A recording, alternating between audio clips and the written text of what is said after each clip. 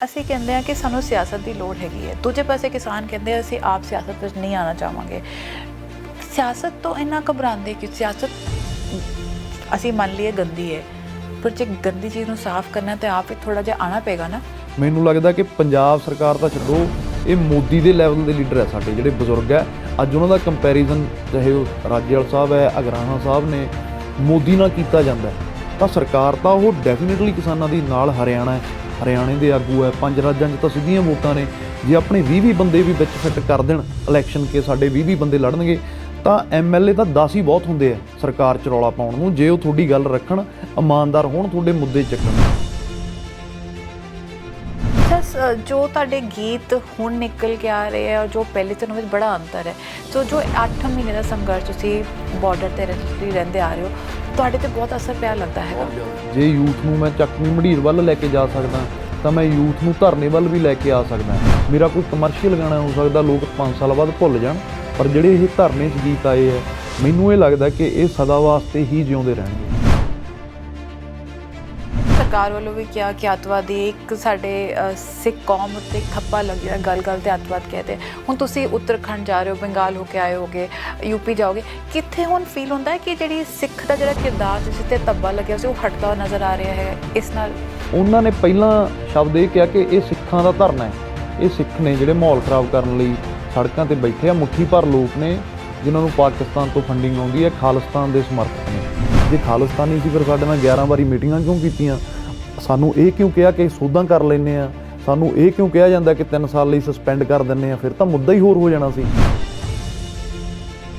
ਇਹ ਵੀ ਕਮਜ਼ੋਰੀਆਂ ਰਹੀਆਂ ਕਿ ਭਾਵੇਂ ਅਸੀਂ ਉਹਨੂੰ ਸੰਯੁਕਤ ਮੋਰਚਾ ਕਹਿੰਦੇ ਆ, ਪਰ ਅੰਦਰ ਕੁਝ ਦਰਾਰਾਂ ਨੇ, ਕੁਝ ਕਮਜ਼ੋਰੀਆਂ ਨੇ, ਕੁਝ ਧੜੇਬਾਜ਼ੀ ਹੈ। ਜੋ ਅਸੀਂ ਦੇਖਿਆ 26 ਜਨਵਰੀ ਨੂੰ ਹੋਇਆ, ਇੱਕ ਪੰਜਾਬ ਦਾ ਨੌਜਵਾਨ ਦੀਪ ਸਿੱਧੂ, ਉਹਦੇ ਕਰਕੇ ਕਾਫੀ ਕੰਟਰੋਵਰਸੀ ਰਹੀ। ਲੱਖਾ ਤੇ ਦੀਪ ਦੀ ਆਪਣੀ ਇੱਕ ਹੋਰ ਚੱਲਦੀ ਰਹੀ। ਦੀਪ ਨੇ ਹੁਣੇ ਕਹਿਤਾ ਵੀ ਜੇ ਲੱਖੇ ਨੂੰ ਮਿਲ ਸਕਦੀ ਹੈ ਬੇਲ, ਮੈਨੂੰ ਕਿਉਂ ਨਹੀਂ ਦਿੱਤੀ? ਸੋ ਕਾਫੀ ਚੀਜ਼ਾਂ ਅੰਦਰੋਂ ਰਹਿੰਦੀਆਂ ਰਹੀਆਂ। ਇਹਦੇ ਬਾਰੇ ਤੁਸੀਂ ਕੀ ਕਹਿੰਦੇ ਹੋ? ਹੁਣ ਇਹ ਗੱਲ ਨਿਕਲ ਕੇ ਆ ਰਹੀ ਹੈ 15 ਅਗਸਤ ਨੂੰ ਫਿਰ ਟਰੈਕਟਰ ਰੈਲੀ ਕੀਤੀ ਜਾਏਗੀ ਤੇ ਫਿਰ ਉਹ 26 ਵਾਲੀਆਂ ਗਲਤੀਆਂ ਦੁਹਰਾਈਆਂ ਨਹੀਂ ਜਾ ਸਕਦੀਆਂ। ਦੇਖੋ, ਹੋਣੀਆਂ ਤਾਂ ਨਹੀਂ ਚਾਹੀਦੀਆਂ। ਸੰਘਰਸ਼ ਉਮੀਦ ਕਰਦੇ ਹਾਂ ਕਿ ਜਲਦੀ ਖਤਮ ਹੋ ਜਾਏਗਾ, ਪਰ ਤੁਹਾਡਾ ਆਪਣਾ ਹੀ ਗੀਤ ਹੈ, ਜਿੱਤ ਕੇ ਆਵਾਂਗੇ ਜਾਂ ਲਾਸ਼ਾਂ ਆਉਣਗੀਆਂ। ਇਹ ਸੋਚ ਤੁਹਾਡੀ ਘਰ ਵਾਲੀ ਨੂੰ ਕਿੱਦਾਂ ਲੱਗਦੀ ਹੈ? ਮਾਂ ਨੂੰ ਤਾਂ ਲੱਗਦੀ ਹੋਣੀ, ਪਰ ਜਿਹੜੀ ਨਵੀਂ ਵਿਆਹੀ ਦੁਲਹਨ ਆਈ ਹੈ ਉਹਨੂੰ ਤਾਂ ਬਹੁਤ ਚੁੱਭਦੀ ਹੋਏਗੀ। ਇੱਕ ਖੇਤ ਸਾਡੇ ਪੜਦਾਦਿਆਂ ਨੇ ਬੜੀ ਮਿਹਨਤ ਨਾਲ ਕਮਾਏ ਨੇ, ਉੱਚੇ ਨੀਵੇਂ ਟਿੱਬਿਆਂ 'ਤੇ ਬਲਦਾਂ ਨਾਲ ਵਾਏ ਨੇ। ਇਹ ਜ਼ਮੀਨ ਜੱਟ ਦੀ ਹੈ ਤੇ ਜੱਟ ਛੱਡਦਾ ਨਹੀਂ। ਅੱਜ ਸਾਡੇ ਨਾਲ ਖਰੇ ਜੱਟ ਜਸ ਬਾਜਵਾ ਜੀ ਜੁੜੇ ਨੇ, ਜੋ ਕਿਸਾਨੀ ਅੰਦੋਲਨ ਦੀ ਇੱਕ ਜਾਨ, ਇੱਕ ਆਵਾਜ਼ ਬਣ ਕੇ ਸ਼ੁਰੂ ਤੋਂ ਨਾਲ ਰਹੇ ਨੇ ਤੇ ਅੱਜ ਸਪੋਕਸਮੈਨ TV ਤੇ ਸਾਡੇ ਨਾਲ ਗੱਲਾਂ ਕਰਨ ਬੈਠੇ ਨੇ। ਜਸ ਸਾਡੇ ਨਾਲ ਜੁੜਨ ਲਈ ਬਹੁਤ ਧੰਨਵਾਦ। ਬਹੁਤ ਮਿਹਰਬਾਨੀ, ਧੰਨਵਾਦ। ਇਹ ਜਿਹੜਾ ਖਰੇ ਸੌਂਗ ਸੀ, ਸ਼ਾਇਦ ਅੱਜ ਤੁਹਾਡੇ 'ਤੇ ਢੁਕਵਾਂ ਬਣਿਆ, ਕਿਉਂਕਿ ਜਿੰਨੀ ਵੀ ਕੋਸ਼ਿਸ਼ ਕੀਤੀ ਤੁਹਾਨੂੰ ਕੇਂਦਰ ਨੇ ਫੜਨ ਦੀ, ਕਿਉਂਕਿ ਤੁਸੀਂ ਸੱਚੇ ਸੀ, ਖਰੇ ਸੀ ਤਾਂ ਬਚ ਗਏ। ਨਹੀਂ ਹੋ ਸਕਦਾ ਥੋੜ੍ਹੇ ਚਿਰ ਪਹਿਲਾਂ ਹੀ, ਧਰਨੇ ਤੋਂ ਥੋੜ੍ਹਾ ਚਿਰ ਪਹਿਲਾਂ ਹੀ ਆਇਆ ਸੀ। ਮੈਨੂੰ ਨਹੀਂ ਪਤਾ ਸੀ ਵੀ ਇਹਦਾ ਸਿਨੈਰੀਓ ਇੱਦਾਂ ਦਾ ਬਣ ਜਾਊਗਾ। ਬਟ ਧਰਨੇ ਦੀ ਜੇ ਗੱਲ ਕਰੀਏ, ਸ਼ੁਰੂ ਤੋਂ ਪਿੰਡਾਂ 'ਚੋਂ ਉੱਠੇ ਆ ਜੀ। ਜਿਹੜੀਆਂ ਤੁਸੀਂ ਪਹਿਲਾਂ ਲਾਈਨਾਂ ਬੋਲੀਆਂ, ਇਹ ਮੇਰਾ ਆਪਦਾ ਖੁਦ ਦਾ ਲਿਖਿਆ ਗਾਣਾ। ਇਹ ਖੇਤ ਸਾਡੇ ਪੜਦਾਦਿਆਂ ਨੇ ਬੜੀ ਮਿਹਨਤਾਂ ਨਾਲ ਕਮਾਏ ਨੇ, ਉੱਚੇ ਨੀਵੇਂ ਟਿੱਬੇ ਸੀ ਜਿਹੜੇ ਬਲਦਾਂ ਦੇ ਨਾਲ ਵਾਹੇ ਨੇ। ਅੱਜ ਚਾਹੀ ਅਸੀਂ ਖੇਤੀ ਨੂੰ ਉੱਥੇ ਤੱਕ ਲੈ ਕੇ ਪਹੁੰਚ ਗਏ ਕਿ ਸਾਡੇ ਟਰੈਕਟਰ 'ਤੇ 40,000 ਦਾ ਐਂਪਲੀਫਾਇਰ ਹੀ ਲੱਗਿਆ। ਪਰ ਸ਼ੁਰੂ ਕਿੱਥੋਂ ਹੋਇਆ? ਉਹ ਉੱਥੋਂ ਹੀ ਹੋਇਆ। ਮਤਲਬ ਮੈਂ ਆਪਦੇ ਆਪ ਨੂੰ ਬੜਭਾਗਾ ਸਮਝਦਾ ਕਿ ਮੈਂ ਆਪਦੇ ਬਾਪੂ ਜੀ ਦੇ ਨਾਲ ਬਹਿ ਕੇ ਸੁਹਾਗਾ ਬਲਦਾਂ ਵਾਲਾ ਸਾਡੇ ਕੋਲ, ਕਿਉਂਕਿ ਆ ਏਅਰਪੋਰਟ ਦੇ ਨੇੜੇ ਤੇੜੇ ਜ਼ਮੀਨਾਂ ਬਹੁਤ ਘੱਟ ਹੁੰਦੀਆਂ ਸੀ। ਮਾਲਵੇ ਵਾਲਾ ਦੌਰ ਨਹੀਂ ਸੀ ਕਿ ਖੁੱਲ੍ਹੀਆਂ ਜ਼ਮੀਨਾਂ, ਚੰਡੀਗੜ੍ਹ ਨੇੜੇ ਹੋਣ ਕਰਕੇ ਥੋੜ੍ਹੀਆਂ ਜ਼ਮੀਨਾਂ ਸੀ, ਤਾਂ ਸਾਧਨ ਸੀ ਜਿਹੜੇ, ਕੋਈ ਵਿਰਲਾ ਘਰ ਹੁੰਦਾ ਸੀ ਜਿਹਦੇ ਕੋਲ ਟਰੈਕਟਰ ਹੁੰਦੇ ਸੀ। ਤਾਂ ਖੇਤੀ ਘੱਟ ਹੋਣ ਕਰਕੇ ਬਲਦਾਂ ਦੇ ਨਾਲ ਖੇਤੀ ਹੁੰਦੀ ਮੈਂ ਆਪਦੀਆਂ ਅੱਖਾਂ ਦੇ ਨਾਲ ਦੇਖੀ ਆ, ਅਤੇ ਮੈਂ ਉਹ ਆਨੰਦ ਵੀ ਲੈ ਸਕਿਆ ਬਜ਼ੁਰਗਾਂ ਦੇ ਨਾਲ ਖੇਤਾਂ ਦਾ। ਤਾਂ ਇੰਨੇ ਜਦੋਂ ਤੁਸੀਂ ਇੱਕ ਚੀਜ਼ ਨਾਲ ਇਮੋਸ਼ਨਲੀ ਜੁੜੇ ਹੋਵੋ ਅਤੇ ਤੁਹਾਨੂੰ ਲੱਗਦਾ ਹੋਵੇ ਕਿ ਯਾਰ ਇੱਥੋਂ ਹੀ ਮੇਰੇ ਪਰਿਵਾਰ ਦਾ ਜਿਹੜਾ ਰੁਜ਼ਗਾਰ ਹੈ ਉਹ ਵੀ ਨਾਲ ਚੱਲਦਾ। ਬੇਸ਼ੱਕ ਚਾਹੇ ਮੇਰੀ ਫੈਮਿਲੀ 'ਚ ਗੌਰਮੈਂਟ ਇੰਪਲੋਏ ਵੀ ਸੀ, ਪੜ੍ਹੀ ਲਿਖੀ ਫੈਮਿਲੀ ਸੀ ਸ਼ੁਰੂ ਤੋਂ, ਪਰ ਕਿਤੇ ਨਾ ਕਿਤੇ ਜਿਹੜੀ ਭਾਵਨਾ ਹੈ ਉਹ ਖੇਤਾਂ ਨਾਲ ਜ਼ਿਆਦਾ ਸੀ। ਫਿਰ ਖੇਤਾਂ ਨਾਲ ਤਾਂ ਕਰਕੇ ਵੀ ਜ਼ਿਆਦਾ ਸੀ ਕਿ ਸ਼ੁਰੂ ਤੋਂ ਲੈ ਕੇ ਹੁਣ ਤੱਕ, ਜਿਵੇਂ ਹੁਣ ਪਿੱਛੇ ਜੇ ਪੰਜਾਬ ਦਾ ਮਾਹੌਲ ਹੋਇਆ ਕਿ ਲਾਈਟ ਦੇ ਕੱਟ ਲੱਗੇ ਨਾ, ਸਭ ਨੂੰ ਉਹ ਪੁਰਾਣਾ ਪੰਜਾਬ ਚੇਤੇ ਆ ਗਿਆ। ਤਾਂ ਅਸੀਂ ਉਹਨਾਂ ਮੋਟਰਾਂ ਤੇ ਬਹਿ ਕੇ ਉਹ ਸਮਾਂ ਹੰਢਾਇਆ ਜੀ ਸਾਰਾ। ਲਾਈਟ ਦੇ ਕੱਟ ਲੱਗਣੇ, ਜਾਂ ਜਦੋਂ ਬਚਪਨ 'ਚ ਸੀ ਜਾਮਣਾ ਤੋੜ ਕੇ ਲਿਆਉਣੀਆਂ, ਤਾਂ ਇਮੋਸ਼ਨਲੀ ਬਹੁਤ ਅਟੈਚਮੈਂਟ ਆ ਉਹਨਾਂ ਖੇਤਾਂ ਨਾਲ। ਫਿਰ ਜਦੋਂ ਲੱਗਿਆ ਵੀ ਯਾਰ ਇੱਕਦਮ ਹੀ ਇਹ ਸਾਡੇ ਤੋਂ ਦਿਮਾਗ 'ਚ ਚੀਜ਼ ਆਉਂਦੀ ਹੈ, ਵੈਸੇ ਤਾਂ ਚਲੋ ਹੋਣਾ ਤਾਂ ਨਹੀਂ ਹੈਗਾ, ਪਰ ਫਿਰ ਵੀ ਜਿਹੜੇ ਵਿਰੋਧੀ ਧਿਰ ਜਾਂ ਕੇਂਦਰ ਦੀ ਸਰਕਾਰ ਨੇ ਇਹ 3 ਕਾਲੇ ਕਾਨੂੰਨ ਲੈ ਖਰੜਾ ਤਿਆਰ ਕਰ ਲਿਆ ਕਿ ਕਿਸਾਨਾਂ ਤੋਂ ਕਿਸਾਨਾਂ ਦੇ ਖੇਤ ਖੋਹ ਲੈਣੇ ਆ, ਤਾਂ ਫਿਰ ਉਹ ਭਾਵਨਾ ਕਿਤੇ ਨਾ ਕਿਤੇ ਕਲਾਕਾਰੀ ਨੂੰ ਪਿੱਛੇ ਛੱਡਦੇ ਹੋਏ, ਸਾਰੀਆਂ ਚੀਜ਼ਾਂ ਨੂੰ ਪਿੱਛੇ ਛੱਡਦੇ ਹੋਏ, ਤਾਂ ਸਾਨੂੰ ਲੱਗਿਆ ਕਿ ਨਹੀਂ ਯਾਰ, ਜੇ ਖੇਤਾਂ ਦੀ ਗੱਲ ਆ ਤਾਂ ਜ਼ਰੂਰ ਹੀ ਅੱਗੇ ਆਉਣਾ ਪੈਣਾ, ਤੇ ਫਿਰ ਆਏ ਜੀ। ਸੋ ਐਸੀ ਕਰਕੇ ਤੁਹਾਡੇ ਪੁਰਾਣੇ ਗਾਣੇ ਵਿੱਚ ਚੱਕਵੀਂ ਮੰਡੀਰ ਹੈਗੀ ਹੈ, ਜੋ ਉਹ ਜਿਹੜੀ ਮੰਡੀਰ ਸੀ ਅੱਜ ਇੱਕ ਕ੍ਰਾਂਤੀਕਾਰੀ ਜੋਸ਼ ਨਾਲ ਖੜੀ ਹੈ। ਸਭ ਦੇ ਵਿੱਚ ਉਹ ਜਿਹਾ ਬਚਪਨ ਦਾ ਐਕਸਪੀਰੀਅੰਸ ਹੈਗਾ ਜੋ ਤੁਹਾਡੇ ਨੂੰ ਅੱਜ ਤੁਹਾਡੇ ਨਾਲ ਖੜਾ ਹੈਗਾ? ਮੈਂ ਆਪਦੀ ਤੁਹਾਨੂੰ ਗੱਲ ਦੱਸਦਾ ਵੀ ਜਿਵੇਂ ਚੱਕਵੀਂ ਮੰਡੀਰ ਤੋਂ ਗੱਲ ਆ ਗਈ, ਇਹ ਇੱਕ ਟੈਗ ਦਿੱਤਾ ਜਾਂਦਾ ਹੈ ਕਿ ਵਿਗੜੇ ਹੋਏ ਮੁੰਡੇ ਕਾਰਾਂ ਲੈ ਕੇ ਘੁੰਮਦੇ ਆ ਚੰਡੀਗੜ੍ਹ, ਸਭ ਕੁਛ। ਅੱਜ ਤੱਕ ਸ਼ਾਇਦ ਹੋ ਸਕਦਾ ਮੈਂ ਵੀ ਉੱਦਾਂ ਦਾ ਹੀ ਹੋਵਾਂ, ਮੈਨੂੰ ਕੁਛ ਨਹੀਂ ਲੈਣਾ ਦੇਣਾ ਸਮਾਜ ਤੋਂ। ਚਲੋ ਜਿੰਨੀਆਂ ਬੇਸਿਕ ਜ਼ਿੰਮੇਵਾਰੀਆਂ ਨੇ ਸਾਰੇ ਨਿਭਾਉਂਦੇ ਆ, ਤੁਹਾਨੂੰ ਪਰਿਵਾਰਾਂ 'ਚ ਉਹ ਚੀਜ਼ਾਂ ਮਿਲੀਆਂ ਨੇ, ਪਰ ਜਦੋਂ ਤੁਸੀਂ ਇੱਕ ਫੇਸ ਬਣ ਜਾਂਦੇ ਹੋ, ਚਿਹਰਾ ਬਣ ਜਾਂਦੇ ਹੋ, ਤੁਹਾਡੀ ਕਹੀ ਹੋਈ ਗੱਲ ਅਸਰ ਕਰਨ ਲੱਗ ਜਾਂਦੀ ਹੈ, ਤਾਂ ਫਿਰ ਮੈਨੂੰ ਲੱਗਦਾ ਕਿ ਤੁਹਾਨੂੰ ਬੇਸਿਕ ਤੋਂ ਥੋੜ੍ਹਾ ਜਿਹਾ ਜ਼ਿਆਦਾ ਕਰਨਾ ਚਾਹੀਦਾ। ਕਿ ਜੇ ਯੂਥ ਨੂੰ ਮੈਂ ਚੱਕਵੀਂ ਮੰਡੀਰ ਵੱਲ ਲੈ ਕੇ ਜਾ ਸਕਦਾ, ਤਾਂ ਮੈਂ ਯੂਥ ਨੂੰ ਧਰਨੇ ਵੱਲ ਵੀ ਲੈ ਕੇ ਆ ਸਕਦਾ। ਜਿਹੜੇ ਮੇਰੇ ਫੋਲੋਅਰ ਹੋਣਗੇ ਜਾਂ ਜਿਹੜੇ ਲੋਕ ਮੈਨੂੰ ਜਾਣਦੇ ਆ, ਨਿੱਜੀ ਤੌਰ 'ਤੇ ਵੀ ਜਾਣਦੇ ਹੋਣਗੇ ਜਾਂ ਮੈਨੂੰ ਪਸੰਦ ਵੀ ਕਰਦੇ ਆ, ਉਹਨਾਂ ਨੂੰ ਲੱਗੂਗਾ ਕਿ ਯਾਰ ਇਹ ਜਾ ਸਕਦਾ, ਤਾਂ ਫਿਰ ਅਸੀਂ ਕਿਉਂ ਨਹੀਂ ਜਾ ਸਕਦੇ। ਤਾਂ ਅੱਜ ਉਹੀ ਮੰਡੀਰ ਸੀ ਜਿਹਨੂੰ ਟਾਈਮ 'ਤੇ ਬਹੁਤ ਭੰਡਿਆ ਵੀ ਜਾਂਦਾ ਹੈ ਕਿ ਇਹ ਵਿਹਲੜ ਨੇ, ਇਹ ਕੰਮ ਨਹੀਂ ਕਰਦੇ, ਨਸ਼ੇ 'ਤੇ ਆ, ਚਿੱਟੇ 'ਤੇ ਆ, ਕਾਲੇ 'ਤੇ ਆ। ਉਹੀ ਗਾਉਣੇ ਵਾਲੇ ਸੀ ਜਿਨ੍ਹਾਂ ਨੂੰ ਇਹ ਕਿਹਾ ਜਾਂਦਾ ਕਿ ਇਹਨਾਂ ਨੇ ਸਮਾਜ ਜਿਹੜਾ ਗੰਧਲਾ ਕਰਤਾ। ਕਿਸੇ ਹੱਦ ਤੱਕ ਮੈਂ ਇਸ ਚੀਜ਼ ਨਾਲ ਐਗਰੀ ਕਰਦਾ ਕਿ ਗੀਤ ਅਸਰ ਪਾਉਂਦੇ ਆ। ਪਹਿਲਾਂ ਮੈਂ ਇੱਕ ਕੈਮਰੇ 'ਤੇ ਇਹ ਵੀ ਮੰਨਿਆ ਸੀ ਕਿ ਨਹੀਂ, ਗੀਤ ਅਸਰ ਨਹੀਂ ਪਾਉਂਦੇ। ਫਿਰ ਕੋਈ ਹਾਦਸਾ ਉੱਦਾਂ ਦਾ ਹੋਇਆ, ਮੈਨੂੰ ਲੱਗਿਆ ਵੀ ਨਹੀਂ, ਕਿਉਂਕਿ ਦੇਖੋ ਕੋਈ ਬੰਦਾ ਇਹ ਨਹੀਂ ਹੁੰਦਾ ਕਿ ਜਿਹੜੀ ਗੱਲ ਇੱਕ ਵਾਰੀ ਕਹਿਤੀ ਉਹ ਲੋਹੇ 'ਤੇ ਲਕੀਰ ਹੈ। ਤਾਂ ਮੈਨੂੰ ਲੱਗਿਆ ਵੀ ਨਹੀਂ, ਸੱਚੀ ਨੂੰ ਅਸਰ ਪਾਉਂਦੇ ਆ। ਮੇਰੇ 'ਚ ਬਹੁਤ ਬਦਲਾਅ ਆਇਆ ਕਿ ਨਹੀਂ ਯਾਰ, ਜੇ ਅਸਰ ਪਾਉਂਦੇ ਆ ਤਾਂ ਸਾਨੂੰ ਨਹੀਂ ਕਰਨਾ ਚਾਹੀਦਾ। ਹੁਣ ਉਹੀ ਸਿੰਗਰ ਹੈ ਜਿਹੜੇ ਸਾਰੀ ਇੰਡਸਟਰੀ ਹੈ ਜਿਨ੍ਹਾਂ ਨੇ ਧਰਨੇ 'ਚ ਨਿੱਠ ਕੇ ਯੋਗਦਾਨ ਪਾਇਆ, ਅਤੇ ਅੱਗੇ ਆ ਕੇ ਇਹ ਵੀ ਕਿਹਾ ਕਿ ਅਸੀਂ ਕਿਸਾਨ ਪਹਿਲਾਂ, ਕਲਾਕਾਰ ਬਾਅਦ 'ਚੋਂ ਹੈ। ਕਿਸਾਨੀ ਘਰਾਂ 'ਚੋਂ, ਪਰਿਵਾਰਾਂ 'ਚੋਂ ਉੱਠ ਕੇ ਆਏ ਆ, ਸਾਨੂੰ ਪਤਾ ਉਹ ਵੈਲਿਊਜ਼ ਕੀ ਨੇ, ਉਹ ਮੁੱਦੇ ਕੀ ਨੇ ਖੇਤੀ ਦੇ, ਤਾਂ ਸਾਨੂੰ ਇਹ ਕਰਨਾ ਹੀ ਪੈਣਾ। ਨਾਲ ਲੋਕਾਂ ਨੂੰ ਵੀ ਲੈ ਕੇ ਆਏ ਅਤੇ ਨਾਲ ਆਪ ਵੀ ਆਏ, ਅਤੇ ਹੁਣ ਤੱਕ ਨੇ ਜਿਹੜੇ ਨਿਰੰਤਰ ਡਟੇ ਹੋਏ ਆ ਜੀ। ਜੋ ਤੁਹਾਡੇ ਗੀਤ ਹੁਣ ਨਿਕਲ ਕੇ ਆ ਰਹੇ ਆ, ਜੋ ਪਹਿਲੇ ਤੋਂ ਵਿੱਚ ਬੜਾ ਅੰਤਰ ਹੈ। ਸੋ ਜੋ 8 ਮਹੀਨੇ ਦਾ ਸੰਘਰਸ਼ ਤੁਸੀਂ ਬਾਰਡਰ 'ਤੇ ਰਹਿੰਦੇ ਆ ਰਹੇ ਹੋ, ਤੁਹਾਡੇ 'ਤੇ ਬਹੁਤ ਅਸਰ ਪਿਆ ਲੱਗਦਾ ਹੈ? ਬਹੁਤ ਜ਼ਿਆਦਾ। ਟਿੱਕਰੀ ਬਾਰਡਰ ਨਹੀਂ ਅਸਰ ਪਿਆ, ਪੰਜਾਬ 'ਚ ਹੀ ਪੈ ਗਿਆ ਸੀ। ਮਤਲਬ ਮੈਂ ਆਪਦੇ ਘਰੇ ਬੈਠਾ ਚਾਹ ਪੀ ਰਿਹਾ ਸੀਗਾ, ਬਿੱਲਾਂ ਬਾਰੇ ਮੈਨੂੰ ਪਹਿਲਾਂ ਪਤਾ ਲੱਗ ਗਿਆ ਸੀ, ਕਿਉਂਕਿ ਸੋਸ਼ਲ ਮੀਡੀਆ ਰਾਹੀਂ ਜਾਂ ਮਤਲਬ ਮੈਨੂੰ ਇੰਟਰਸਟ ਹੈ, ਮੈਂ ਸਿਆਸਤ ਨੂੰ ਵੀ ਬਹੁਤ ਨੇੜਿਓਂ ਦੇਖਦਾ ਅਤੇ ਟਾਈਮ 'ਤੇ ਪਤਾ ਕਰਦਾ ਰਹਿਣਾ ਕਿ ਕਿਹੜਾ ਬੰਦਾ ਕੀ ਕਰ ਰਿਹਾ, ਪੰਜਾਬ ਹੋਵੇ, ਹਰਿਆਣਾ ਹੋਵੇ, ਯੂਪੀ ਹੋਵੇ, ਅਤੇ ਸੋਸ਼ਲ ਜਿਹੜੇ ਮੁੱਦੇ ਆ ਉਹਨਾਂ 'ਤੇ ਵੀ ਕਿਹੜੇ ਕਾਨੂੰਨ ਨਵੇਂ ਆਏ ਆ, ਕਿਹੜੇ ਕਿਵੇਂ ਆਏ ਆ। ਤਾਂ ਮੈਂ ਇੱਕ ਦਿਨ ਆਪਦੇ ਘਰੇ ਬੈਠਾ ਇੱਕ ਪਿਪਲੀ ਬਾਰਡਰ, ਪਿਪਲੀ 'ਚ ਬਹੁਤ ਵੱਡਾ ਕਿਸਾਨਾਂ ਦਾ ਪ੍ਰੋਟੈਸਟ ਹੋਇਆ ਸੀ। ਜਦੋਂ ਅਸੀਂ ਦਿੱਲੀ ਜਾਣ ਤੋਂ ਪਹਿਲਾਂ, ਪੰਜਾਬ ਧਰਨੇ ਤੋਂ ਪਹਿਲਾਂ, ਲਾਠੀਚਾਰਜ ਕਿਸਾਨਾਂ 'ਤੇ ਕੀਤਾ ਗਿਆ ਹਰਿਆਣੇ ਦੇ ਵਿੱਚ। ਉੱਥੇ ਕਿਸੇ ਬਜ਼ੁਰਗ ਦੇ ਸਿਰ 'ਚ ਲਾਠੀ ਮਾਰ ਕੇ ਪੁਲਿਸ ਵਾਲਿਆਂ ਨੇ ਉਹਦਾ ਸਿਰ ਪਾੜਤਾ, ਅਤੇ ਉਹ ਬਹੁਤ ਜ਼ਖਮੀ ਹਾਲਤ 'ਚ ਵੀ ਲੜ ਰਿਹਾ। 80-85 ਸਾਲ ਦੀ ਉਹਦੀ ਉਮਰ ਹੈ। ਹੁਣ ਵਾਹਿਗੁਰੂ ਜਾਣਦਾ ਵੀ ਇਹ ਵੀਡੀਓ ਮੇਰੇ ਮੂਹਰੇ ਕਿਉਂ ਆਈ ਜਾਂ ਮੇਰੇ ਮਨ 'ਚ ਭਾਵਨਾ ਕਿਉਂ ਆਈ। ਉਹਨੂੰ ਦੇਖ ਕੇ ਮੈਨੂੰ ਆਪਦੇ ਆਪ ਨੂੰ ਲੱਗਿਆ ਵੀ ਯਾਰ, ਜੇ ਇਹ 85 ਸਾਲ ਦਾ ਬੰਦਾ ਸੜਕਾਂ 'ਤੇ ਆ ਕੇ, ਪੋਸਟਾਂ ਤਾਂ ਅਸੀਂ ਵੀ ਪਾਉਂਦੇ ਸੀ, ਸਾਡੇ ਕੋਲ ਇੱਕ ਫੈਨ ਬੇਸ ਸੋਸ਼ਲ ਮੀਡੀਆ 'ਤੇ ਹੈਗਾ ਕਿ ਕਿਸਾਨੀ ਦੇ ਨਾਲ ਚੱਲੋ। ਫਿਰ ਉੱਦਣ ਲੱਗਿਆ ਕਿ ਨਹੀਂ, ਇੱਥੇ ਸੋਸ਼ਲ ਮੀਡੀਆ ਤੱਕ ਸੀਮਿਤ ਨਹੀਂ ਰਹਿਣਾ, ਇੱਦੋਂ ਵੀ ਅੱਗੇ ਵਧਣਾ ਪੈਣਾ, ਸੜਕਾਂ 'ਤੇ ਹੀ ਜਾਣਾ ਪੈਣਾ, ਨਹੀਂ ਇਹਦਾ ਕੋਈ ਹੋਰ ਹੱਲ ਹੈ ਨਹੀਂ। ਤਾਂ ਉਦੋਂ ਦੂਜੇ ਦਿਨ ਮੈਂ ਧਰਨੇ 'ਤੇ ਰਾਣਵਾ ਸਾਹਿਬ ਗਿਆ, ਕਿਸੇ ਜਥੇਬੰਦੀ ਦਾ ਧਰਨਾ ਸੀ।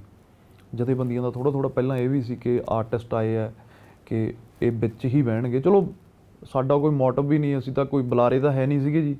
ਲੋਕ ਹੁਣ ਉਹ ਨਜ਼ਰੀਏ ਨਾਲ ਦੇਖਣ ਲੱਗ ਗਏ, ਉਹਨਾਂ ਦੀ ਭਾਵਨਾ ਹੈ, ਬਟ ਸਾਡਾ ਕੁਛ ਇੱਦਾਂ ਦਾ ਨਹੀਂ ਸੀ। ਸਾਡਾ ਤਾਂ ਧਰਨੇ 'ਤੇ ਜਾਣ ਦਾ ਮਕਸਦ ਸਿਰਫ ਇਹੀ ਸੀ ਕਿ ਪੰਜਾਬ ਦਾ ਜਿਹੜਾ ਯੂਥ ਹੈ ਉਹਨਾਂ ਨੂੰ ਲੱਗੇ ਵੀ ਯਾਰ, ਜੇ ਆਰਟਿਸਟ ਜਾ ਸਕਦੇ ਆ ਤਾਂ ਸਾਨੂੰ ਵੀ ਜਾਣਾ ਚਾਹੀਦਾ। ਚਾਹੇ ਕੋਈ ਦੇਖਣ ਬਹਾਨੇ ਆ ਜੇ, ਤਾਂ ਉਹਦੀ ਹਾਜ਼ਰੀ ਹੈ ਜਿਹੜੀ ਧਰਨੇ ਦੇ ਵਿੱਚ ਜ਼ਰੂਰ ਲੱਗੂਗੀ। ਤਾਂ ਉਦੋਂ ਮੈਨੂੰ ਲੱਗਿਆ ਕਿ ਜਾਣਾ ਚਾਹੀਦਾ।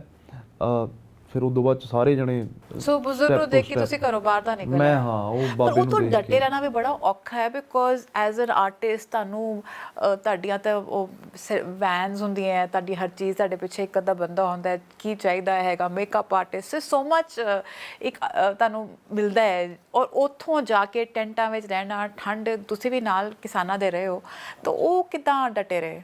ਨਹੀਂ ਉਹ ਚੀਜ਼, ਉਹ ਜੇ ਮੈਂ ਆਪਣੇ ਕਲਾਕਾਰੀ ਪੱਖ ਦੀ ਆਜਮਾ ਤਾਂ ਉਹ ਚੀਜ਼ ਤੋਂ ਤਾਂ ਮੈਂ ਕੋਹੀਂ ਦੂਰ ਹਾਂ। ਜਿਹੜਾ ਤੁਸੀਂ ਇਹ ਕਿਹਾ ਮਿਲਦਾ ਇੱਕ ਟਾਈਮ 'ਤੇ ਆ ਕੇ ਮੈਂ ਵੀ ਕਰਦਾ, ਜਦੋਂ ਮੇਰੇ ਪ੍ਰੋਫੈਸ਼ਨ ਨੂੰ ਲੋੜ ਹੁੰਦੀ ਹੈ, ਜਦੋਂ ਅਸੀਂ ਕੋਈ ਗਾਣੇ ਸ਼ੂਟ ਕਰਨੇ ਹੁੰਦੇ ਆ ਜਾਂ ਕਿਸੇ ਪ੍ਰੋਗਰਾਮ 'ਤੇ ਜਾਣਾ ਹੁੰਦਾ। ਜਦੋਂ ਨੋਰਮਲ ਜ਼ਿੰਦਗੀ 'ਚ ਮੈਂ ਵਿਚਰਦਾ ਤਾਂ ਮੇਰਾ ਇਹੀ ਰੂਟੀਨ ਹੁੰਦਾ ਕਿ ਮੇਰੇ ਨਾਲ ਇੱਕ ਅੱਧਾ ਮੇਰਾ ਭਰਾ ਹੀ ਹੁੰਦਾ, ਉਹ ਤਾਮਾ ਝਾਮਾ ਨਾਲ ਲੈ ਕੇ ਮੈਂ ਨਹੀਂ ਚੱਲਦਾ। ਜਿਹੜੇ ਚੱਲਦੇ ਮੈਂ ਉਹਨਾਂ ਨੂੰ ਮਾੜਾ ਨਹੀਂ ਕਹਿੰਦਾ, ਕਿਉਂਕਿ ਹਰ ਇੱਕ ਦੀਆਂ ਤੁਸੀਂ ਫਿਰ ਵੀ ਇੱਕ ਲਾਡਲੇ ਟਾਈਪ ਦਾ ਤਾਂ ਹੋ ਗਏ। ਹਾਂ ਉਹ ਹੋ ਜਾਂਦਾ ਲੋਕਾਂ ਦਾ, ਹਰ ਥਾਵੇਂ ਤੁਸੀਂ ਕਿਤੇ ਵੀ ਬਾਜ਼ਾਰ 'ਚ ਜਾਂਦੇ ਹੋ, ਕਿਤੇ ਵੀ ਜਾਂਦੇ ਹੋ, ਤੁਹਾਨੂੰ ਪਿਆਰ ਕਰਦੇ ਆ। ਫਿਰ ਉੱਥੇ ਜਾ ਕੇ ਰਹਿਣਾ ਔਖਾ ਨਹੀਂ ਸੀ? ਨਹੀਂ ਮੈਨੂੰ ਨਹੀਂ ਲੱਗਿਆ ਹੈਗਾ ਕਦੇ ਵੀ, ਕਿਉਂਕਿ ਜਿਹੜੇ ਇੱਥੋਂ ਲੋਕ ਦਿੱਲੀ ਦੀਆਂ ਸਰਹੱਦਾਂ ਵੱਲ ਗਏ ਆ, ਮੈਂ ਤਾਂ ਮਤਲਬ ਗਿਆ ਆ, ਅਸੀਂ ਤਾਂ ਜਿਹੜੇ ਹਰਿਆਣੇ ਦੀ ਗੌਰਮੈਂਟ ਨੇ ਟੋਏ ਪੱਟੇ ਆ, ਅਸੀਂ ਉਹ ਆਪ ਭਰੇ ਆ ਕਈਆਂ ਨਾਲ।